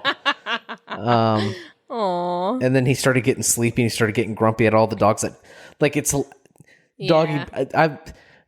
I haven't been to the doggy beach enough to not have a good time at the doggy beach. I just think it's wildly interesting. Everybody lets their dogs just like run around and you know, Theo doesn't interact with a bunch of dogs all the time. So you get these little like French bulldog comes waddling over to Theo, you know? And Feels like, get the fuck away from me. oh, he was nice until he started getting grumpy, until he was sleepy. He needed a nap. It was nap time. And Oh. and there's this one border collie that kept coming over and like sticking her nose up his butt. And Theo was not about it. It's like, all right, it's time to go. The boy needs a nap. Does he have good? Cool. He has good recall, right? Like you call him back and he comes right back to you. We were a little nervous because he's a lot bigger than like every dog at the beach. And he only interacts with Lucy, Sarah's parents' dogs. Just barking at each other from under the fence or whatever. No, that's the neighbor's dog. Oh, That's Cooper. Yeah. That's Cooper. Oh, right. So funny. But yeah, so we kept him on the leash. Like, Oh, you did? Okay. Was it like a long lead? No, it was. Oh. I mean, it wasn't terribly short, but it was. I mean, just normal size leash, and then we took him off probably halfway through the day, 60% way through the day, and he didn't wander off at all. Like he stayed right next to us. Oh, good boy. Yeah, and we tried to get him to go walk to the water. Like Sarah went and stood in the water, and he wouldn't go in the water. It took both of us to get in the water. Yeah, so it was a good time. Doggy Beach was a hit. Oh, that's so fun. And that's it. That's all we've been up to. I got some movies to watch, though. I know that. I got to write them down before I forget. Fuck yeah. I will give it to you. All I want to say on my end, watching The Last of Us, we're going to get through it. We're going to talk about it. I've been playing a shit ton of The Last of Us Part 1 because I still want to accomplish my goal of beating the game before I finish watching that first season. We just watched episode 5. Yeah. And it was wild because as we were watching, I was like, I remember when you were playing this part like 3 years ago. And I remember it.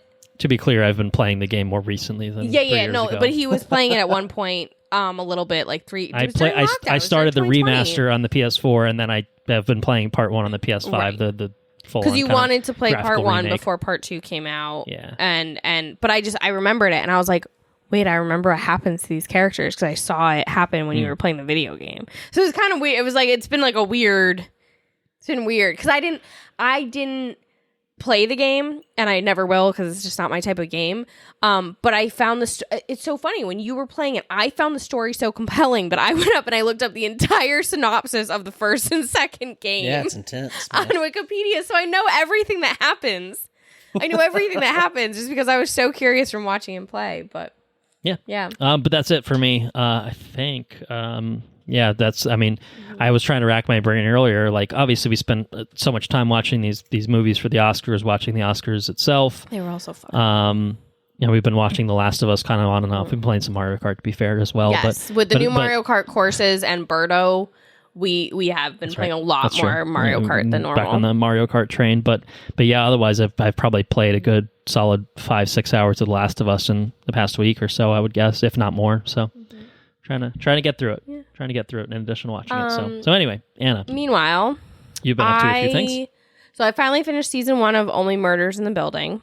It's very good. It's very fun. If you have any interest in like true crime, this is like if true crime were a comedy.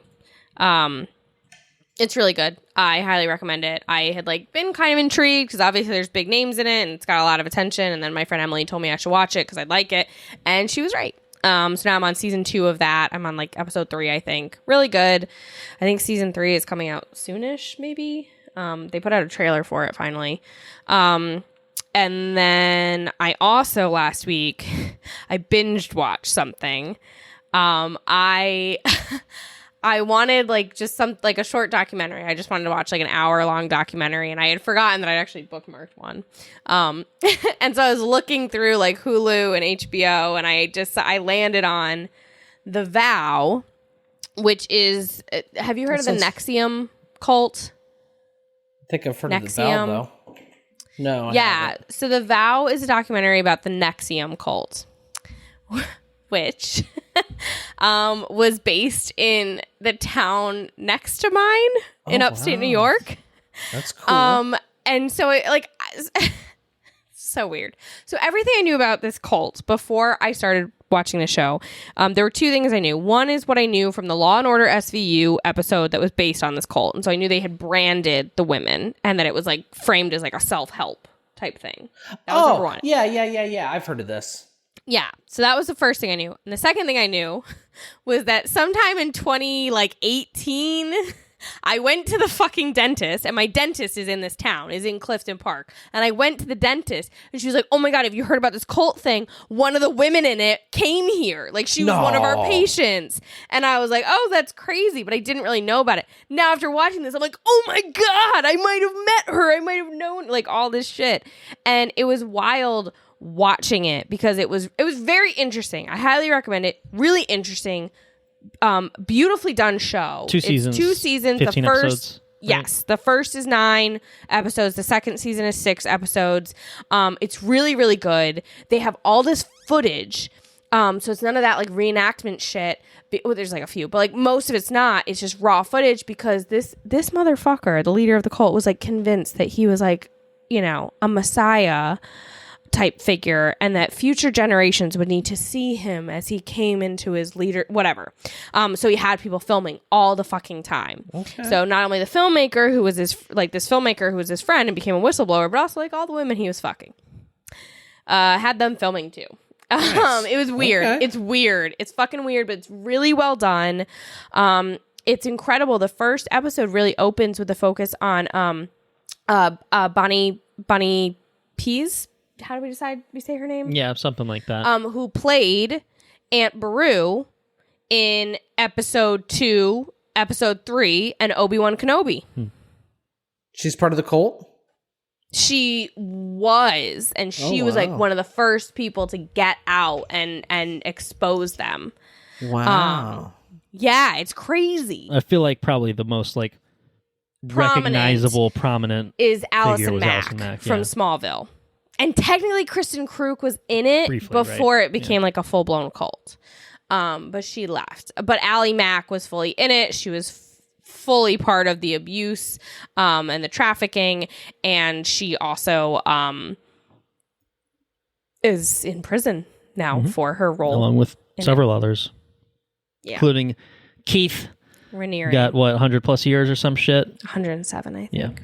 Yeah, he's never coming out. But Nikki Klein from Battlestar Galactica, or is that what it's called? Yeah, one of those. I don't.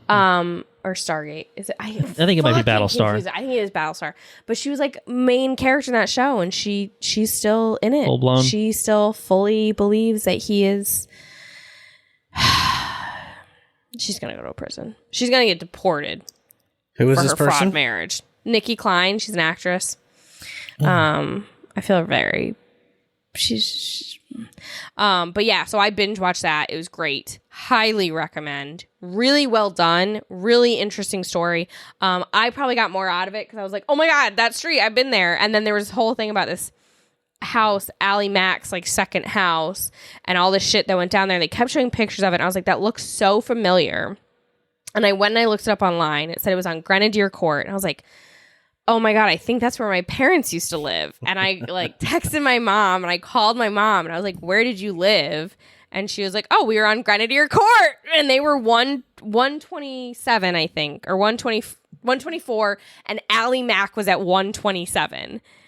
Like they were in the buildings next to each other. I mean, never at the same time because my parents lived there way back when. But it was just so funny that I was like, that area that they're showing on film looks really familiar. I think that's where my parents used to live. And then it was.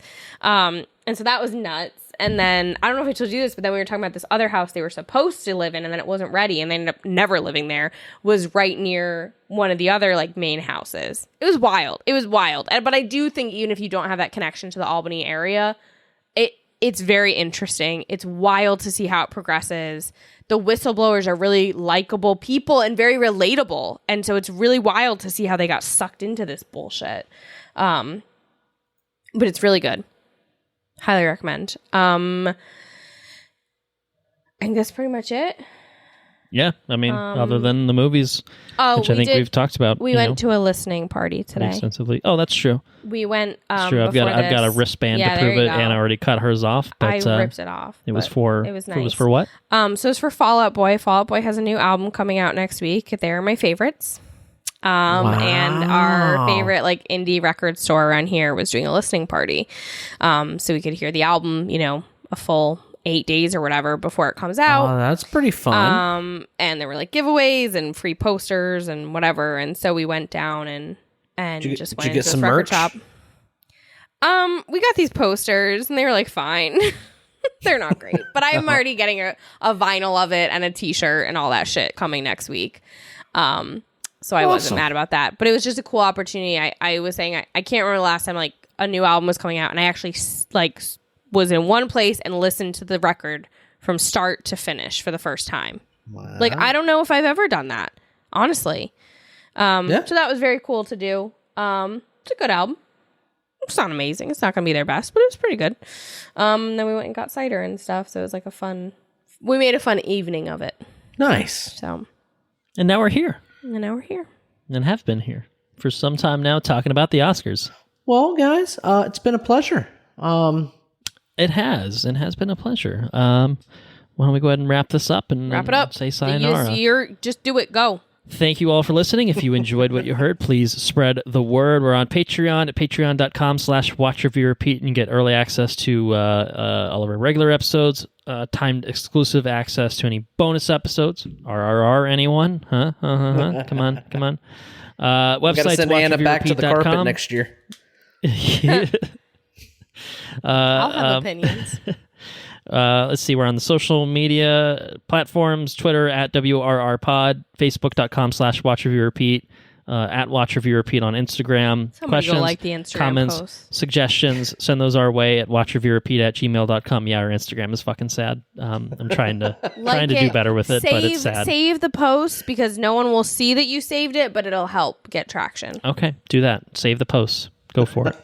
Will it help if I save my own post, or is that not how it works? Probably From a not. different account, yeah. I'll do it from my own personal account. Intro and outro tracks, Mechanolith by Kevin MacLeod at Incompetech.com, licensed under the Creative Commons by Attribution 3.0 license. Yes, so next episode will be The Last of Us. You should start tagging Kevin MacLeod because he's got a bunch of noises that are used on Reels we'll and tag TikTok Kevin. and shit. I'm serious, you should. Kev, come on down, Kev.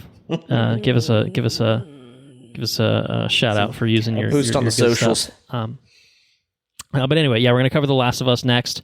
We got 4 episodes to go, and I think we can do that over the next several days, few days, and then then we got to burn through the John Wicks in time for chapter 4. But well, that's what we're going to do on our end. Shazam also comes out like literally tomorrow, so we'll see. We'll see if we can need to cover that as well. Oh yeah. I don't know. March is fucking busy. Dungeons and Dragons is getting really good reviews. Everything is fucked in this world.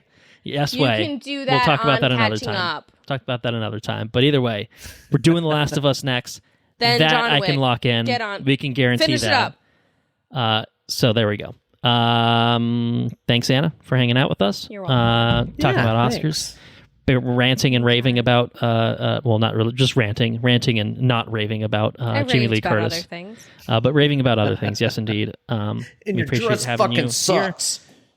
here to steer the ship, give us the fashion report, give us the rundown, and give us your thoughts on everything. So thank you.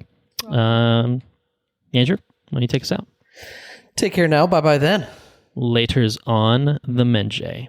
Fuck you, Tom Hanks. And honestly, also Jamie Lee How Curtis. could you say fuck you to me? That's enough. I'm getting a divorce.